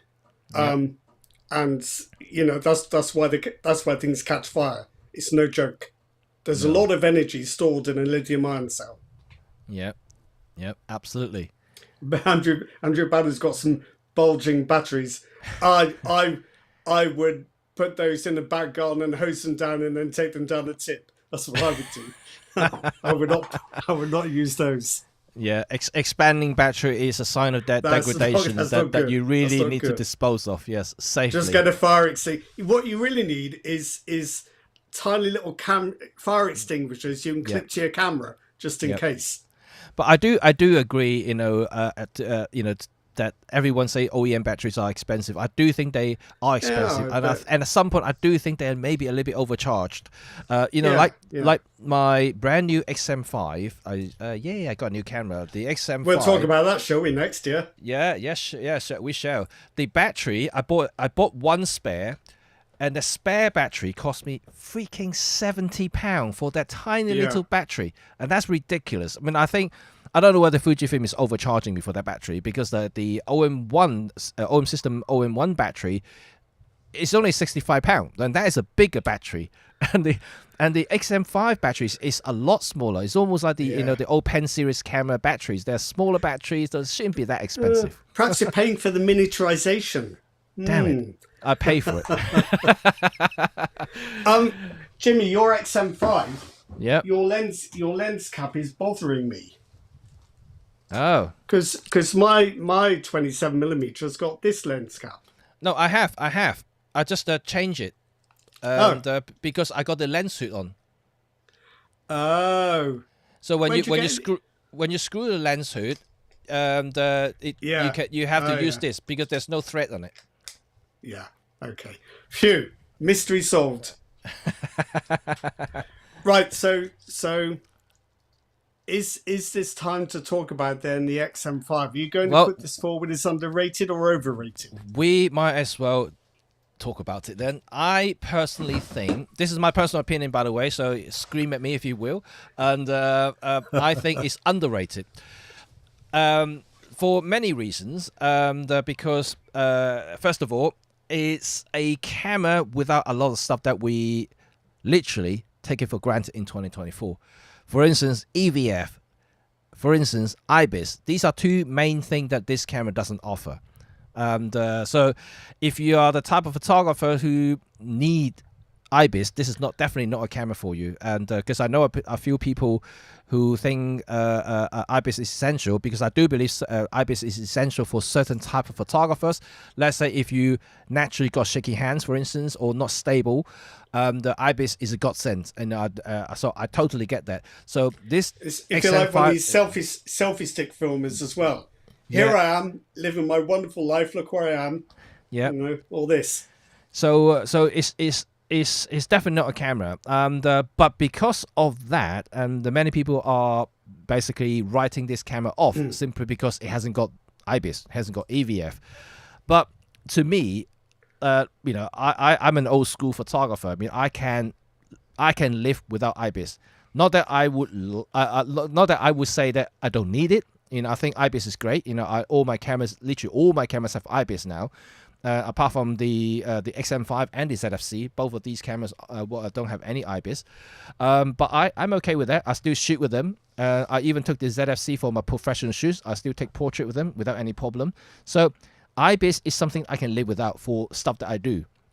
So I'm okay with that. EVF, and that's debatable, you know, and people always think, okay, EVF is essential. Yes, perhaps if you're shooting in bright daylight, for instance, but then again, you have to think about, well, Olympus also have the Pen series without EVF for a long, long time. So that, you know, so why would that be a problem with, and also I mentioned previously that a lot of newer generations of photographers coming up from the smartphone kind of group, they're not used to using EVF anyway. They just like to hold the camera like arm length and look at a big screen instead. So that's the way they shoot, and that's how they shoot. So they never really have a problem without EVF. And I think that the XM5 was designed for this group of photographers, the newer type of photographers, and also people not necessarily need to have certain features, just trying to keep the cost and also the form factor as small as possible. So the XM5 is cool. I think for the price, $799 body only. And you know, it offers a lot more than the thing that is missing. It's got 26 megapixel sensor, X-Trans 4 sensor, which I think is pretty damn good.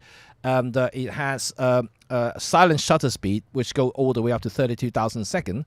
That's something that ZFC doesn't offer. The shutter speed, both mechanical and electronic shutter, tops out at 1/4000th of a second on ZFC. So that limits a lot of my opportunity to do wide open shot for my portrait work.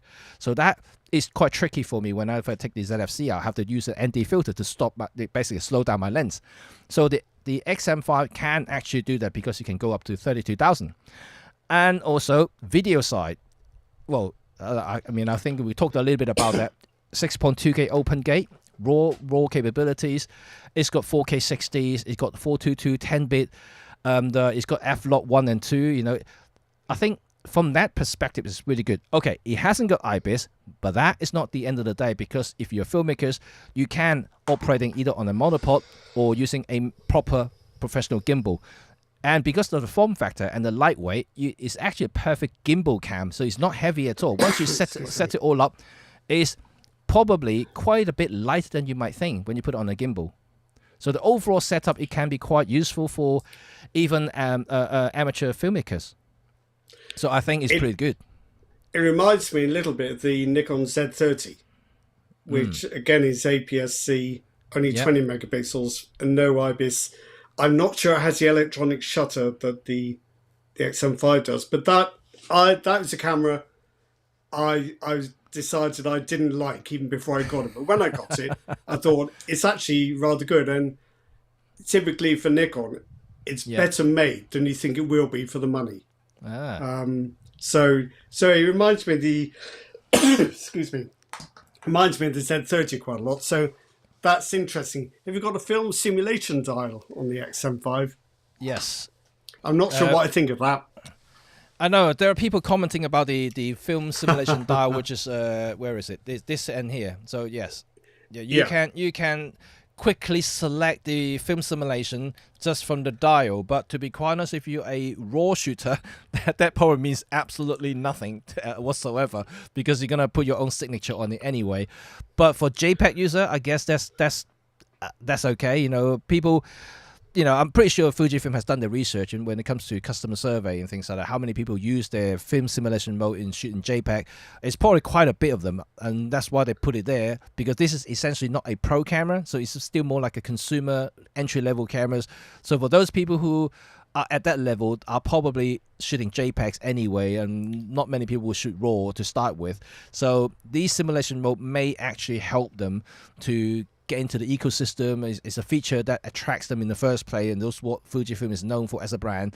And I mean, I think it makes sense commercially, but how useful it is, I think only time will tell when more people get their hands on them. I guess it makes sense of video as well, because you're not going to shoot raw video. If you don't use F-Lock, and you can use any of the profiles and create a certain signature to it, so that is quite interesting. So if we step sideways then for the XM5, you're saying that is a pleasant surprise. Is that what you're saying? Sorry? Are you saying you think the XM5 is perhaps underrated? Yes, I think so. So what do we think of the XT50? The XT50 is interesting, right? It's almost like the XM5 with EVF stuck on top with IBIS.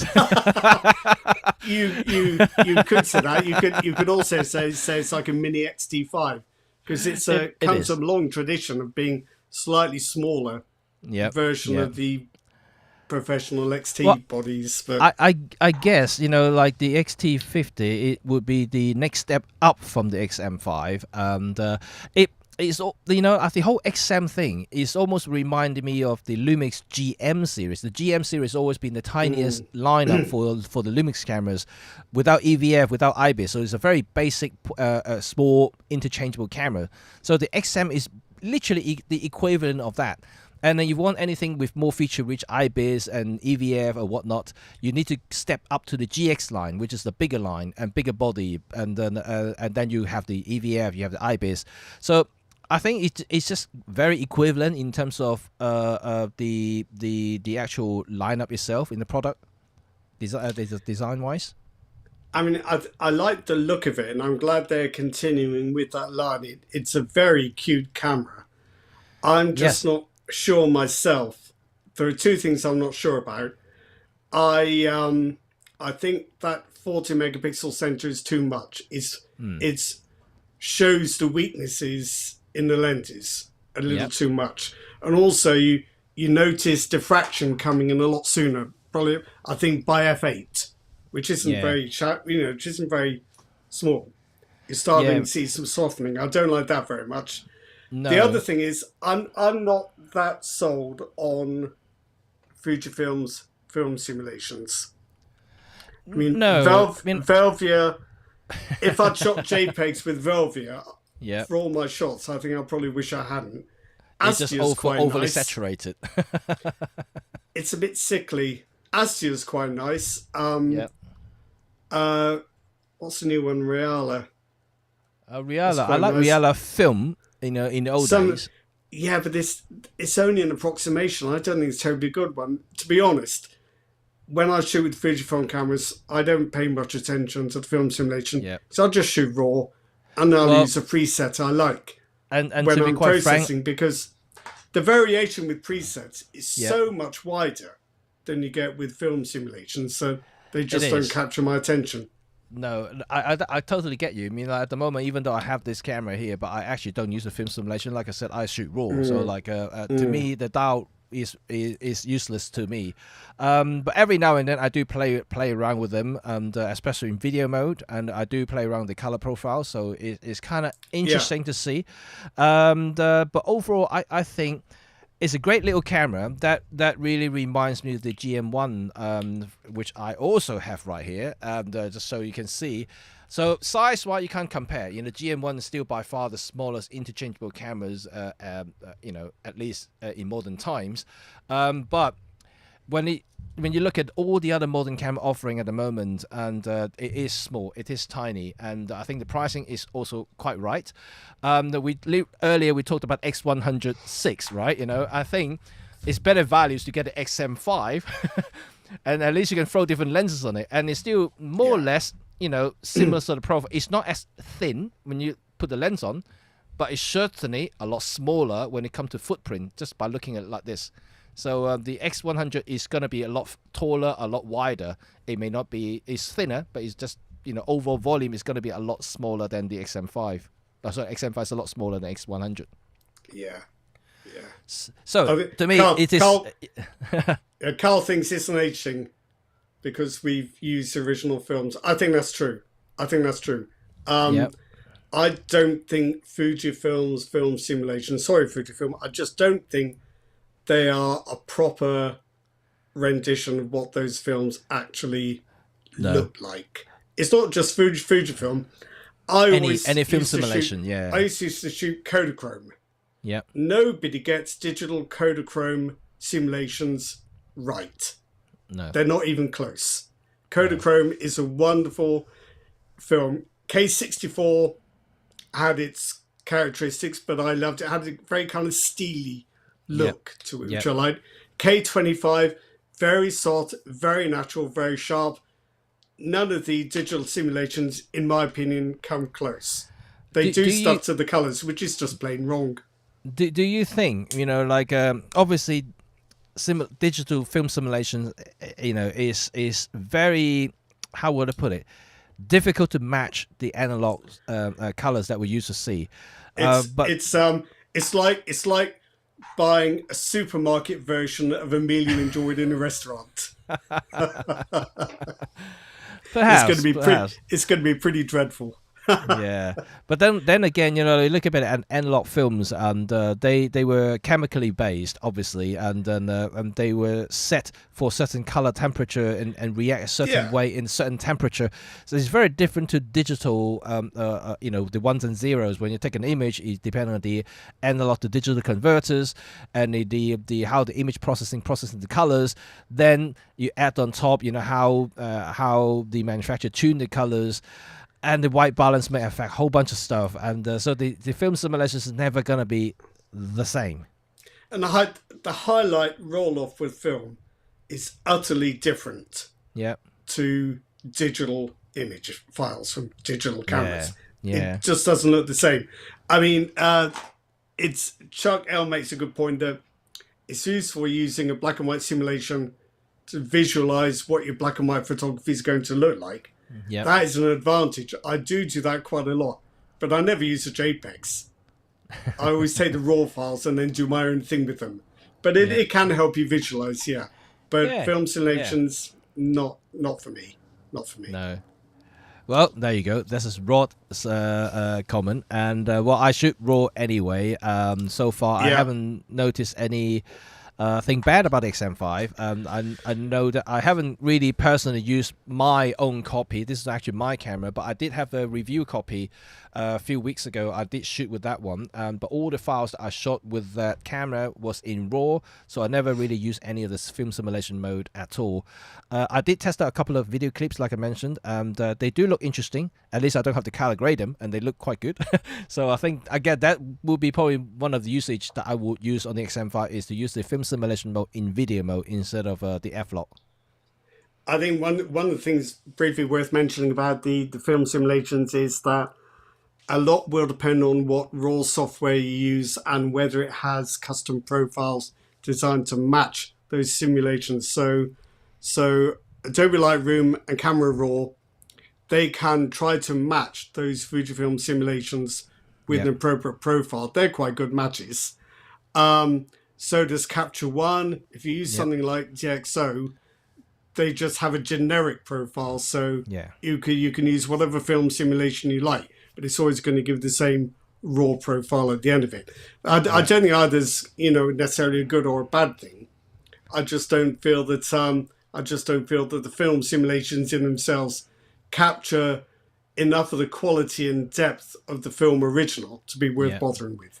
To be quite honest, I mean, like, I think the film simulation, the term film simulation mode is a little bit misleading, and I mean they just call it color presets or art filters. To be quite honest, if you're relying on them to simulate or emulate what film used to look like, if you really fancy the look, you must well just shoot film, and and also there's a lot about film that the modern audience might not like if they've got the real experience. So the shadows disappear very Yep. quickly. Yep. Highlights are good, shadows not. Yep. And you're going to get grain. And Yep. film will not give you the same pixel level definition that sensor will. It's a different look. So Yep. you have to kind of accept the bad with the good in a way. Yep. Absolutely. So this is my take on the XM5, and I think it's an underrated camera. But let's talk about the opposite of this. The opposite is a similar sort of form factor, similar sort of design, similar sort of target audience by Lumix. Is the S9. the big X9? Yes, that's right. Yeah, I was going to mention it because it's not 2024, is it? It's last year, isn't it? Was it last year or the early this year? I thought it was early this year. I think the S9. Yes, I'm pretty sure this early this year is when when Panasonic invited a whole bunch of people to Japan this year. Yeah, it didn't invite me. What the hell was that about? It's pretty sure it's this year, and so the S9 is complete opposite of the XM5, even though.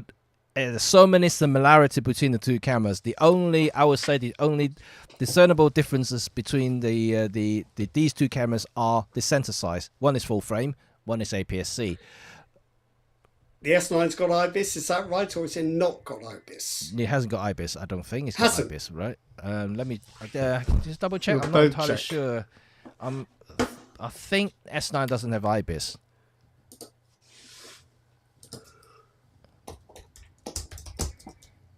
So let's see what Andrew is saying. The whole idea of the sim modes or art filter bypasses me, but I won't shoot JPEG unless there's a very good reason, and I doubt any film sim does a good job of the dynamic range differences.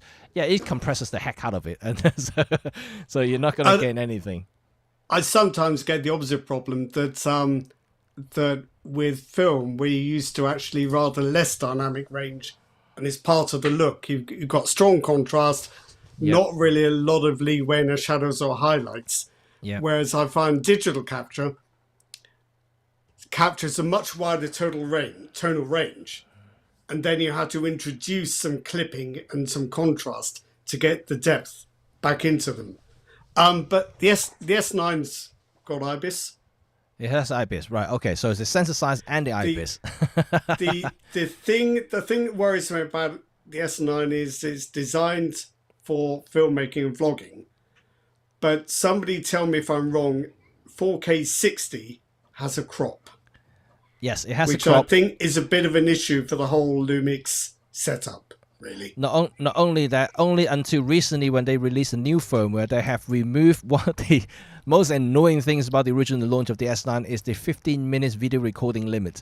Yeah. And then that was a joke, to be honest. Was that for licensing or heat, or what was that for? I don't know, but they have removed it, and then so it was a puzzle to start with. But if you look at the two cameras, the XM5 and the S9, they are awfully similar. You know, the form factor, it's a square box. There's no EVF. It's just a camera designed to use with small prime lenses or small pancake lenses, and that's it. But how many of those do you get in a full frame system? That's the other issue. That if full frame, that's fine, but good luck finding small lenses. Yeah, one of the main criticism of the original the first S9 launches was that there were not any pancake lenses available, so there were no small lenses to adapt to the S9 camera. There's that weird F8 Prime, wasn't it, that they had at the launch? It's basically like the body cap lenses from the Olympus. You know, it's just a little plastic lens with F8 aperture stuck on it. That's quite strange. So. I think that was, I don't know whether Lumix actually rushed the camera out or not, and but if I have to rate them between overrated and underrated, I would think it's overrated because it created such a buzz, and it was a big huge launch for Lumix, and they have spent a lot of money inviting journalists and influencers all around the world to witness the launch of the camera and let them play with it, and and ended up, like having a big backlash for the entire campaign. Not saying that the S9 is a bad camera. We discussed this before. I think any digital camera you buy, no, far from it. I think it's good. In the last 5-6 years, it's been good. So S9 is no exception. It's got a full frame sensor. It's got decent dynamic range. It's got enough resolutions to satisfy photographers. You can do 4K videos. I know that's a crop in 60. But it's an okay camera. But if you're really looking at like for like, video wise, the XM5 actually way more advanced and sophisticated and powerful compared to the S9, which is almost double the price when you look at the retail price. All I would say though, that Panasonic has got a range of very good f1.8 primes that they're actually quite affordable too. They're going to be fairly big on the S9, but you could very easily build up a set of either 4 or 5 lenses. Yep. All much the same size, all handled in very much the same way. Very straightforward, very simple little set of primes for video or stills. So that I think Panasonic for me has the most cohesive and affordable prime lenses for its full frame cameras. Yeah, I mean, I don't doubt that at all, but I think the S9 is not built for those lenses either, and to me, the S9 needs pancake lenses. They need even smaller prime lenses. Just because, ergonomically, it's not a great camera to handle. So you need something that is light, that is small, that is short, and so it doesn't throw you out of balance. And that's my take on the S9. And like I said, if I have to... It's what happens when you got. It's what happens when you got the camera design team in one part of Japan and the lens design team in the other. Yeah, I have to give that. It was fortunate that Fujifilm has some pancake lenses and some smaller prime lenses available. And if they don't, and it will run into the same problem as the S9. And it's as simple as that, because the body is so small and flat, and you do need these sort of compatible lenses to make the most of it. I think there are some handy-sized Fujifilm primes. Luckily, the AF actuators are quite quiet and quick. I don't suppose they design them with video in mind, but so I'm thinking the 16 f2.8 is quite quiet. So is the 23 f2 and the 35 f2. The 40 2.8. That's not very quiet, is it? Really? but sorry to mention that, Jimmy. But the thing is, for those who shoot videos on any cameras, will probably use an external audio recorder or external mic anyway, which is usually a little bit away from the camera. So I don't think it actually make much difference. No, you don't. You're not going to hear it. For those who want to use internal mic, yes, that's something to bother. Well, and also how quickly it can track stuff. But saying that, you find this coming up in other brands as well. So with Canon, I've got the 35 f1.8 and 24 1.8, both very modern prime lenses. You would have thought the AF would be silent, wouldn't you? Is it heck? You think you're focusing, and especially if it has to cover a long focus shift. You think, what's that noise? Something come off in the middle there. What's that racket? They start sounding a bit like whisper it, Pentax lenses. Yeah. So, but that does make a difference. Yeah, we should stop being mean about the S9. We don't know. I'm not trying to be mean about the S9, and but if you just because they both launched this year and they both aiming for the same audience, and then they both have the similar sort of form factor despite this the format, and that I suddenly think the XM5 was way more appealing to me, not only from the pricing point of view, which is almost half the price of the S9, and it's also the availability of smaller lenses and smaller prime lenses that will go well with this sort of form factor. That's kind of pushed me into getting the XM5 myself, just because it's cool to have tiny cameras. Another reason is because Michael Fourth doesn't offer any sort of compact camera these days. And well, that's the thing. That's the thing. I mean, EP7 is a nice camera, but how old is this now? 3 years old now. EP7, Yeah, probably something like yeah. that. So It's 3 years old when it was new, and now it's 3 years older again. and another thing that I forgot to mention, the X75 have face detection.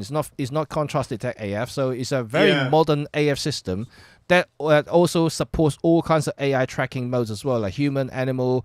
It even tracks drone. I don't know who is going to use the X75 to track drones, to be honest, but then there you go. You even have drone tracking. Well, now you've mentioned the OM word. Yes. The elephant in the room. OM1 Mark II. Okay. Right. What are we going to hear from you on this topic? Well, I'm not going to rate. I'm not going to rate it. I'll let Rod rate it. But what I will say is that Rod and I talked about it earlier. Is that there is currently a good Christmas deal going for those who are not looking to get the latest. I didn't want you telling anyone. I didn't want you telling anyone this. Go ahead. And for those who are not, really wanting to get the Mark II and think the OM1 is still, well, to be honest, my honest opinion is that the OM1 Mark I, the original OM1, is still a fantastic camera. It's a really phenomenal upgrade from the EM1 Mark II and Mark III owner, to be honest. And currently they're running a huge promotion. You can get, I believe, 2 Pro lenses, right? Rod? So unless it's changed since yesterday, in the UK store, you can get an OM1 and the 12 to 40 f2.8 Mark II and the 7 to 14 f2.8 for $18.99. That's a steal. Which is about $1,000 off the regular price. Yes. So I'm sharing that with you. Don't all rush out and buy it because I'm considering it. And I don't want it gone by the time I get there. All right? Just saying. It is a good deal. It is a good deal. Because if you look at the lenses, the lens prices separately, the 2 lenses that you mentioned is already about £1,200 to £1,300 on its own. So you are literally getting the OM1, for less than half price. So it's really, really amazing deal, to be honest. But having said that, now go back to what you just said about the Mark II, right? What does everybody think about, overrated or underrated? I don't want to rate it, so I'll let Rod rate it. As an upgrade, I think it's a little bit disappointing. I think it's an extremely good camera, but it's what the original OM1 should have been from the start. So it's disappointing. If anything, it's disappointing that the OM1 didn't come out of the blocks doing what the OM1 II can do. I look at it that way round.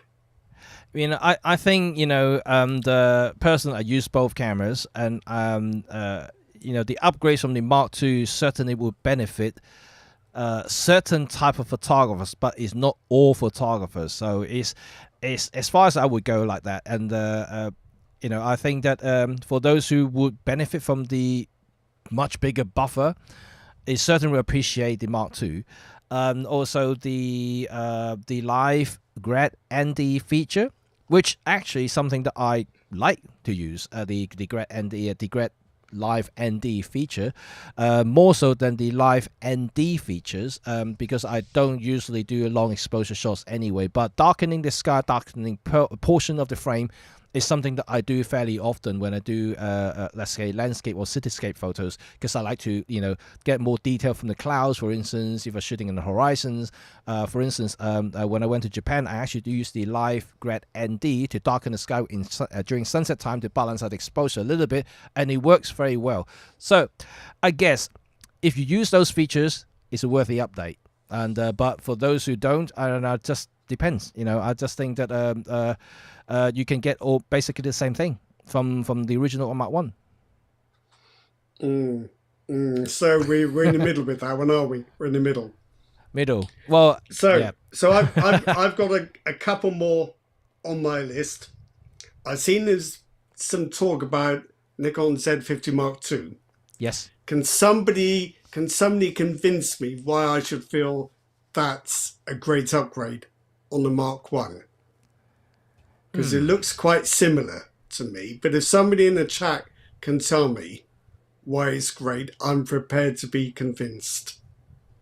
Because it's got the Mark II on it. Just like anybody else.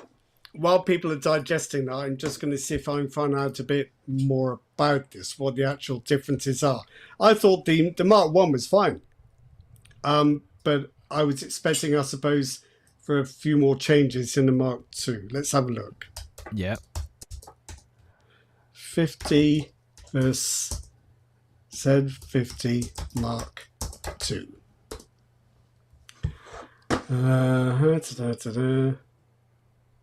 So Vermis just asked, I'm late, but what's the overrated list so far? So we talked about X106, the Canon R1, and what other cameras are overrated? To me, the Lumix S9. What else is overrated? I was not moved by the Sony A1 Mark II. Oh yeah, the Sony A1 Mark II. That's right. Yes. And I think we're all struggling to work out why the Canon EOS R1 is so much better, if at all, than the R3. Which is That's cheaper. quite strange. Which is a lot cheaper, yeah. So things in the middle, I think, would be the OM1 Mark II, Sony A9 III, perhaps. Spectacular, but how much of it is useful, I don't know. XM5, Jimmy loves. XT50, kind of in the middle, because I think it's a lovely camera. Yep. But I think Fujifilm made a step too far with that 40 megapixel sensor. It doesn't work with the current lens lineup. It doesn't work particularly well, in my opinion. Yeah. I'd love the XT50 with the Order X-Trans4 sensor. I think I'd like it a lot more. But you know, it's still quite nice.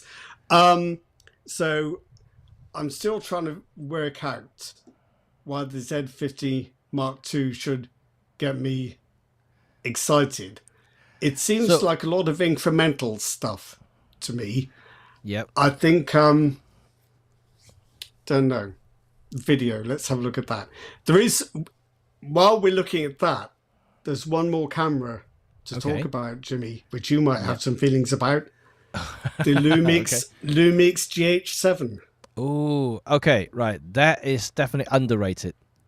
Definitely underrated. I think I don't know whether Panasonic should have launched the GX7 when they launched GX6, because the G9 Mark II came out soon after the GX6 came out, and then I just felt, I don't know. While Lumix is concentrating on the full frame market, and it's almost like they completely ignore the Micro Four Thirds side, and when they do pay some attention to it, it feels just a little bit too late. And it's not that it's a bad camera. It's actually a phenomenal Micro Four Thirds camera that I really, really love. Not only is a great video camera, but it's also a pretty darn good stills cameras too. It may not have all the bells and whistles like the OM1, for instance, but it does have a high resolution sensor. It does offer very fast shooting. It has hybrid AF system, which does continuous focusing quite well. At least from the stuff that I do anyway. Overall, is basically a kind of really cool cameras that can do well in both. Well, phenomenal in video, but good enough for stills. So I think it, to me, is actually a better camera than the G9 Mark II. And if you ask me personally, do you think the GH6 spoiled it for the GH series, so that when the GH7 arrived, people weren't paying proper attention? Perhaps, and only because, if you look back in the just before the GX6 was launched, and the rumor mill was just simply saying, the next Lumix camera is going to feature the face detection AF system, which turned out to be true because the G9 Mark II came out with it, but the GX6, while people were waiting ages for the next GX to come out, They could have waited for another year and just launched the GX7 or the GX6 with the Yeah. face detection AF instead of the continuing with the DFD system. Even though they have bumped up the resolution using the newer sensors or whatnot, but when you can see the reaction from the community is that the G9 Mark II came out, it almost steals the limelight from GX6 almost instantly, and no one even remember what GX6 does, and everybody just shout about the G9 Mark II, and that was it. Is the G9 Mark II becoming the golden child for the Lumix Micro Four Thirds side, and even when the GX7 came out, people paying less attention to it because the G9 Mark II is literally doing the similar thing. However, if you look a little bit closer, if you use it and starting to put it in your hand, then you realize the GX7 is actually a better camera. I think possibly what didn't help was that on paper, the G9 Mark II appears to do almost everything that the GH7 does. It's only when you drill down into the details and the everyday practicalities, I think, that you find out it doesn't. But I think, like you, I've used the GH series cameras. Everyone thinks they're video cameras. They're actually very good stills cameras too. It's just that nobody pays any attention to that. I'd be just as happy shooting stills with the GH camera as with the G9 or G9 II. Yeah. So I think they deserve some credit for that, but it's difficult to overcome a reputation, isn't it? As well, I think as well. People don't take Micro Four Thirds very seriously because of the sensor size, and they don't appreciate it's not that important for stills, and it's even less important for video. And in some respects, the smaller sensor size is an advantage for video. Absolutely. And I think as well, the stabilization, until you've used Micro Four Thirds stabilization, you just don't appreciate what's possible. It's in a different league.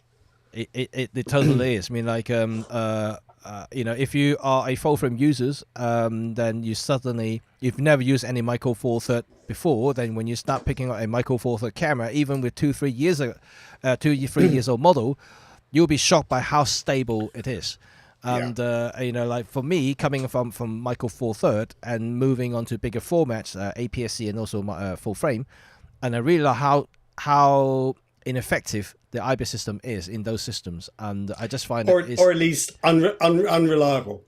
Unreliable. You would rely on the IBIS on a smaller sensor camera, knowing it's going to do the job, but on full frame, possibly on APS-C, it's just extra insurance. You're not really going to trust it, I don't think. No, and especially in longer telephoto lenses, I just think obviously this is how IBIS works anyway. Is the longer the focal length is, the harder for the IBIS to compensate, or in fact any sort of imaging stabilization system in general.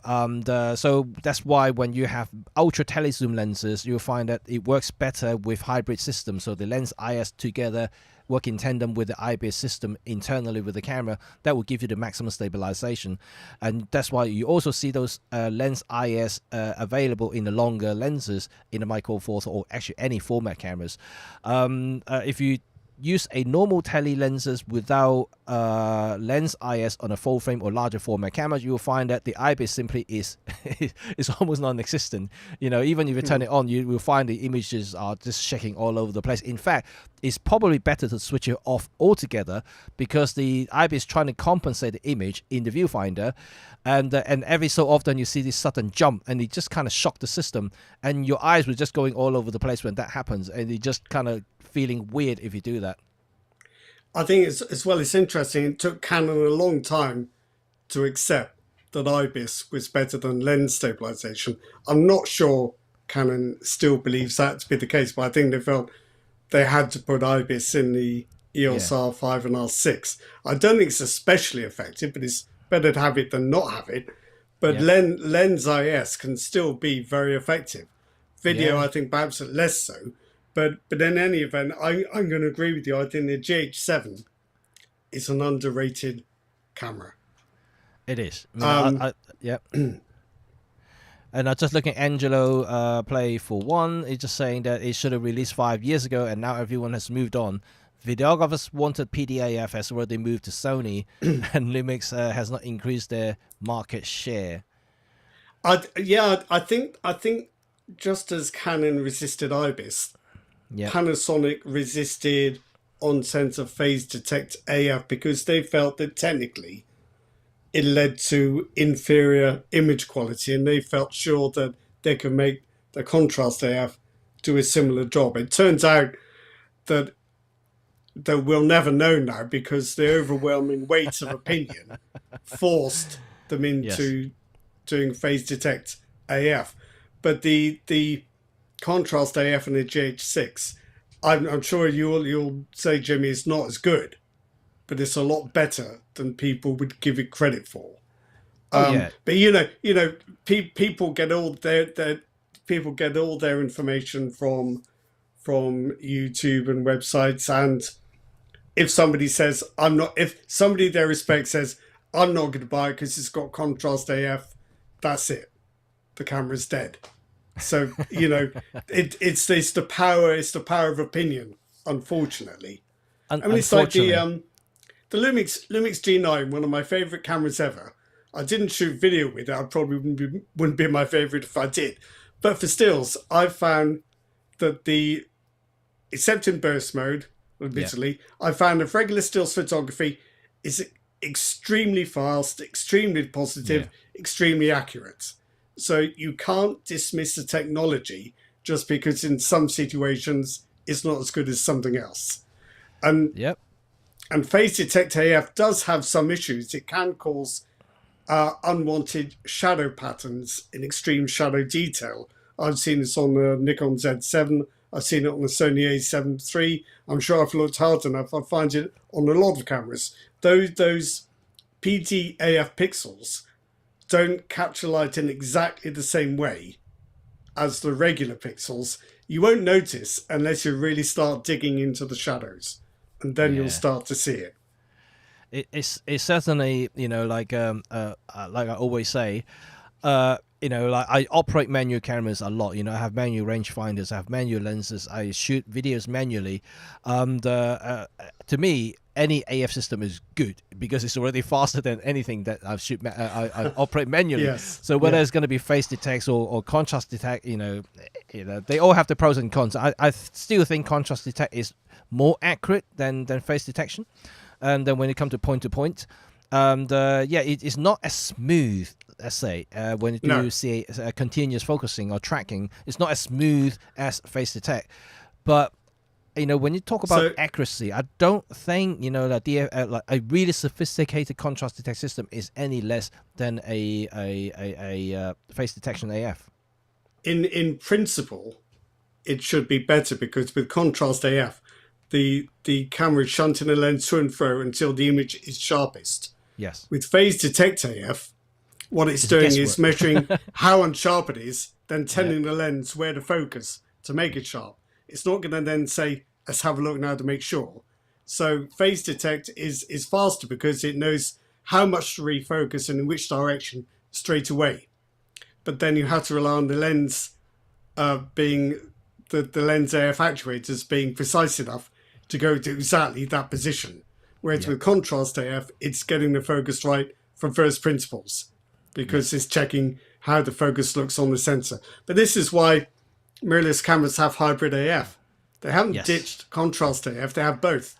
No, that's right. And in some scenarios, you wouldn't notice it. The system itself will switch on and off the contrast detect momentarily sometimes. And but if you pay a little bit more attention, you do find when the camera is using a CDAF because you see that little pulsing here and there, and that's when you see that the camera is actually employing CDAF instead of face detection.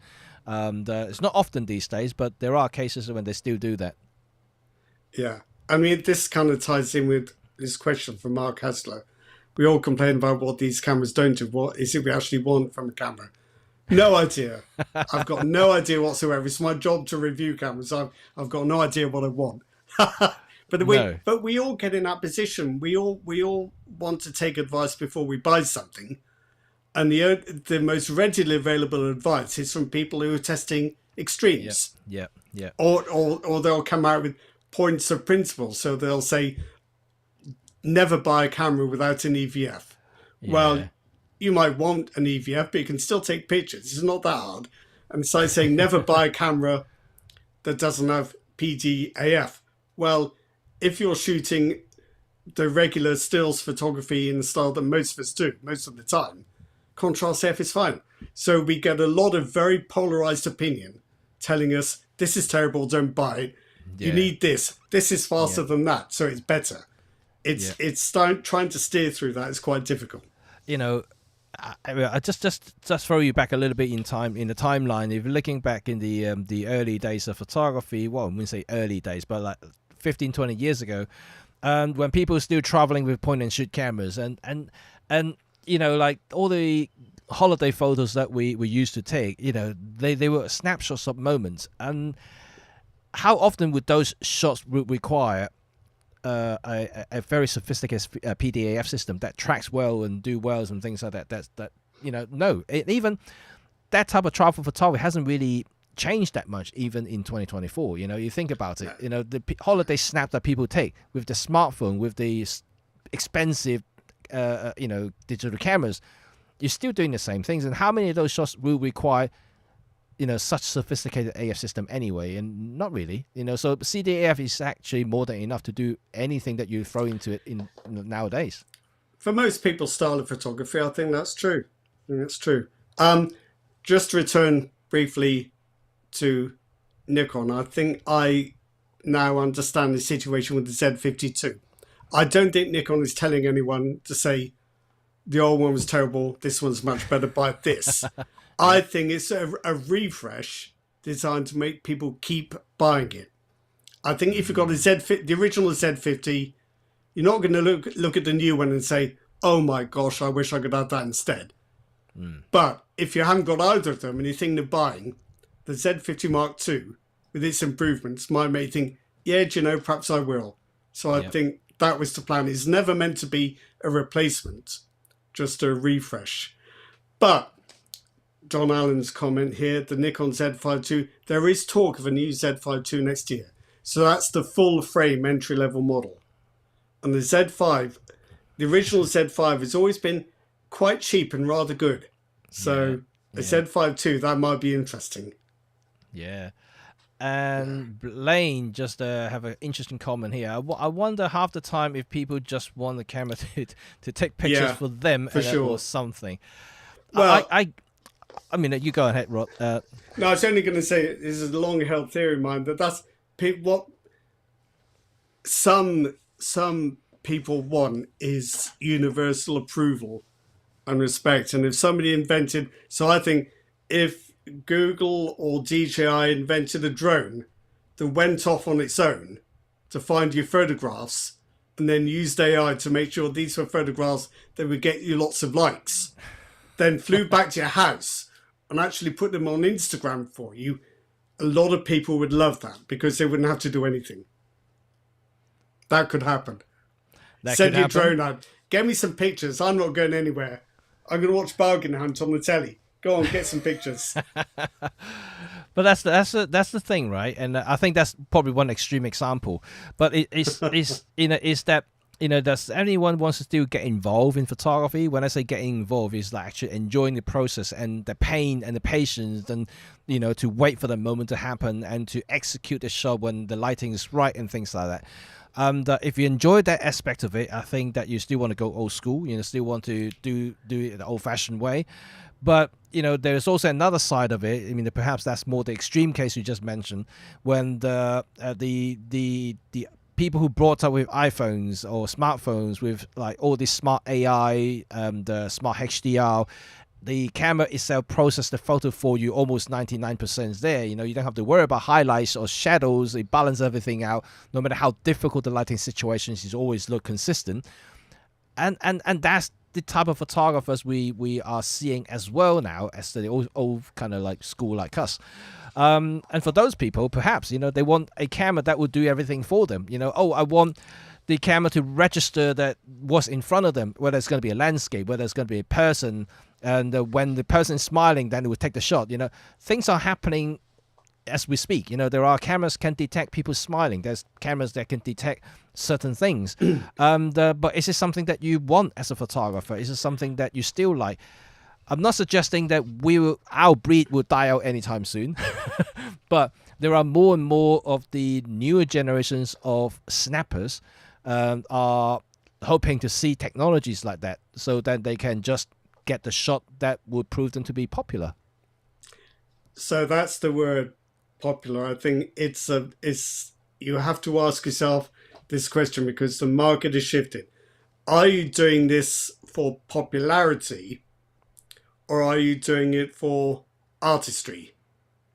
So if you just want to be popular on Instagram or TikTok or whatever other social channel, you don't much care. The photography is just a means to an end. The end is getting likes and being popular. Yeah. And maybe getting a sponsor, whatever. The photography is incidental. That kind of user and audience is completely different to the photographic artist who's trying to make something unique and personal that takes skill and vision and gives them personal satisfaction. They're two completely divergent ways of looking at things. So I don't think there's a lot of crossover. I don't think somebody who cares about artistry is going to get heavily into AI. And I don't think anyone who cares about popularity wants to do any work. And if AI can do it, so much the better. Yeah. I mean, these are the people who like to use the AI removal tools in the smartphone, and then like this face swapping. So they always get the perfect shots. This is the type of people who we seeing now in the photography world. Not necessarily that you can consider them as a photographer artist, but certainly they are using camera to snap photos. You can that's how we call photographers, right? People who take photos are photographers. But they are definitely different to how we used to see what photographer is or what photographers are like.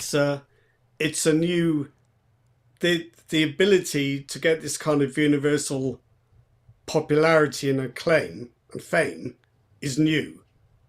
That never used to exist. So I think photography is just a way of achieving that.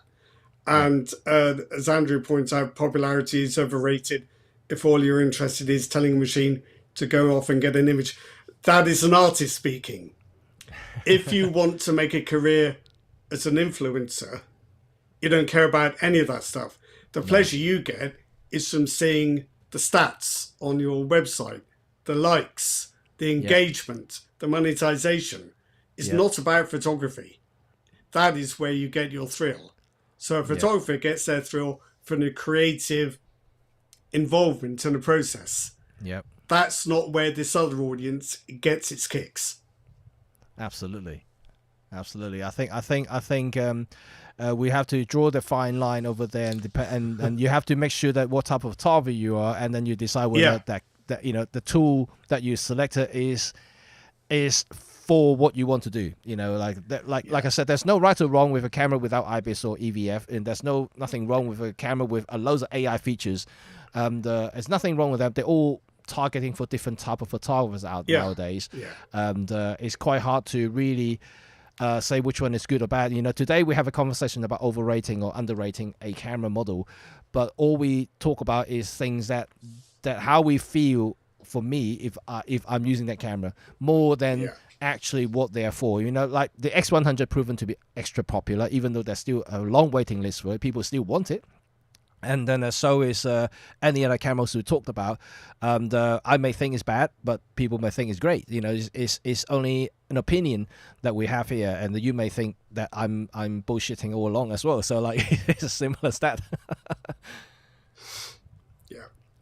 So we probably have we talked enough? Do you think?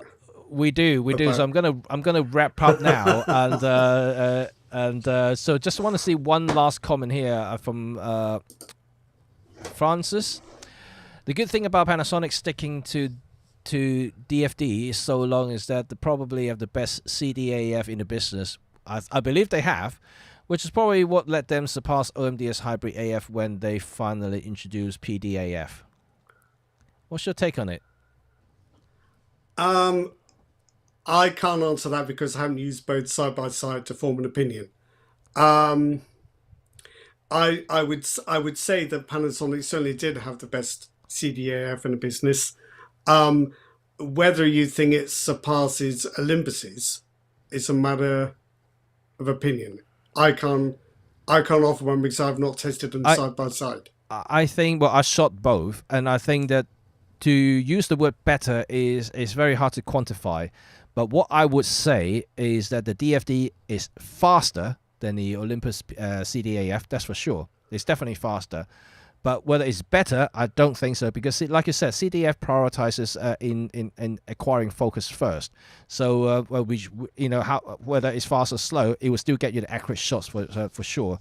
And how Panasonic Lumix has perfected the DFD is how much they make the lenses, the lens actuator, the motor fast enough to keep up with this pulsing, and to make sure that you can still use the contrast detect in continuous tracking mode, even though it may not be as fast as the PDAF in contrast.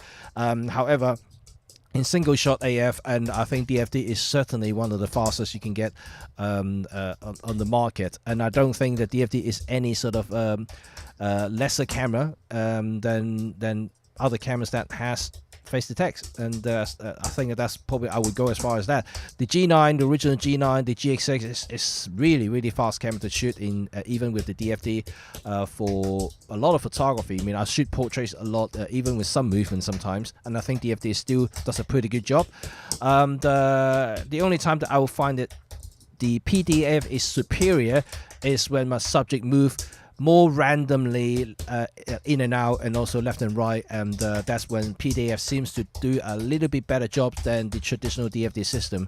But other than that, if the subject is simply walking towards me or away from me, DFD still managed to keep up quite well, especially in the GX6. So I think better is probably a different word, and I would use faster, and so DFD is definitely faster than the Olympus CDAF or traditional CDAF system. Interesting. Okay, so that's probably it. We're going to wrap up today, and this is, by the way, for those who missed our earlier chat, is that this is our last live stream for 2024, and so we're going to return in 2025, so we're going to see you in the new year. And before we leave today's show, and so thank you once again for joining us. It's been a real pleasure and fun journey this year, talking to you guys about photography and gear, and hopefully next year we're going to talk a little bit more about the artistry of photography. We started bringing up maybe more guests, and maybe more on the photography side, things that you want to learn about, things that you care about, like processes that we just literally talked about, the process of making images, and those are interesting thing for us photographer, because we're not really interested in AI, right? Who interested in AI? And let me know. But also at the same time, and for those who are in the UK, and just to remind you that the photography show is coming back next year in London, so it's no longer in Birmingham next year. So if you're interested, I think the ticket's already on sale, so you can pre-register yourself and get free entrance if you want to. That would be quite cool. So because I'm based in London, so I'll be there every day. So if you want to find me at the show, please feel free. I'll be walking around with my usual bright color clothing, and it's quite easy to see me. And Rod is still deciding whether he's going to join us or not, and but if you do, you'll see us probably walking around together doing something. So that would be quite cool to see you all. In the meantime, I will wish you all a Merry Christmas, and also enjoy the next couple of weeks, and hopefully you guys will bang some bargains, and like Rod just mentioned about a deal that he doesn't want me to repeat again, because it's a deal that he wants to get.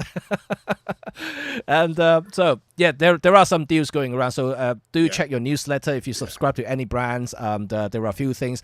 I will be making videos about certain recommendations that I think is pretty cool. At the same time, in collaboration with these people, that I managed to get some discount from them. So you'll be able to see some discount as well. So these are exclusive discounts. So hopefully that will benefit you, and hopefully you guys will enjoy a little bit of a better Christmas this year, and save some money at the same time, and also get yourself some new stuff. So that's all good, and thank you very much for joining, and I will speak to you next year, I believe. And excellent. Yes, imagine have a good that. Christmas, everyone. Have a good holiday. Imagine that. Right, okay. Bye for now, guys. Yeah, see you all very soon. Bye.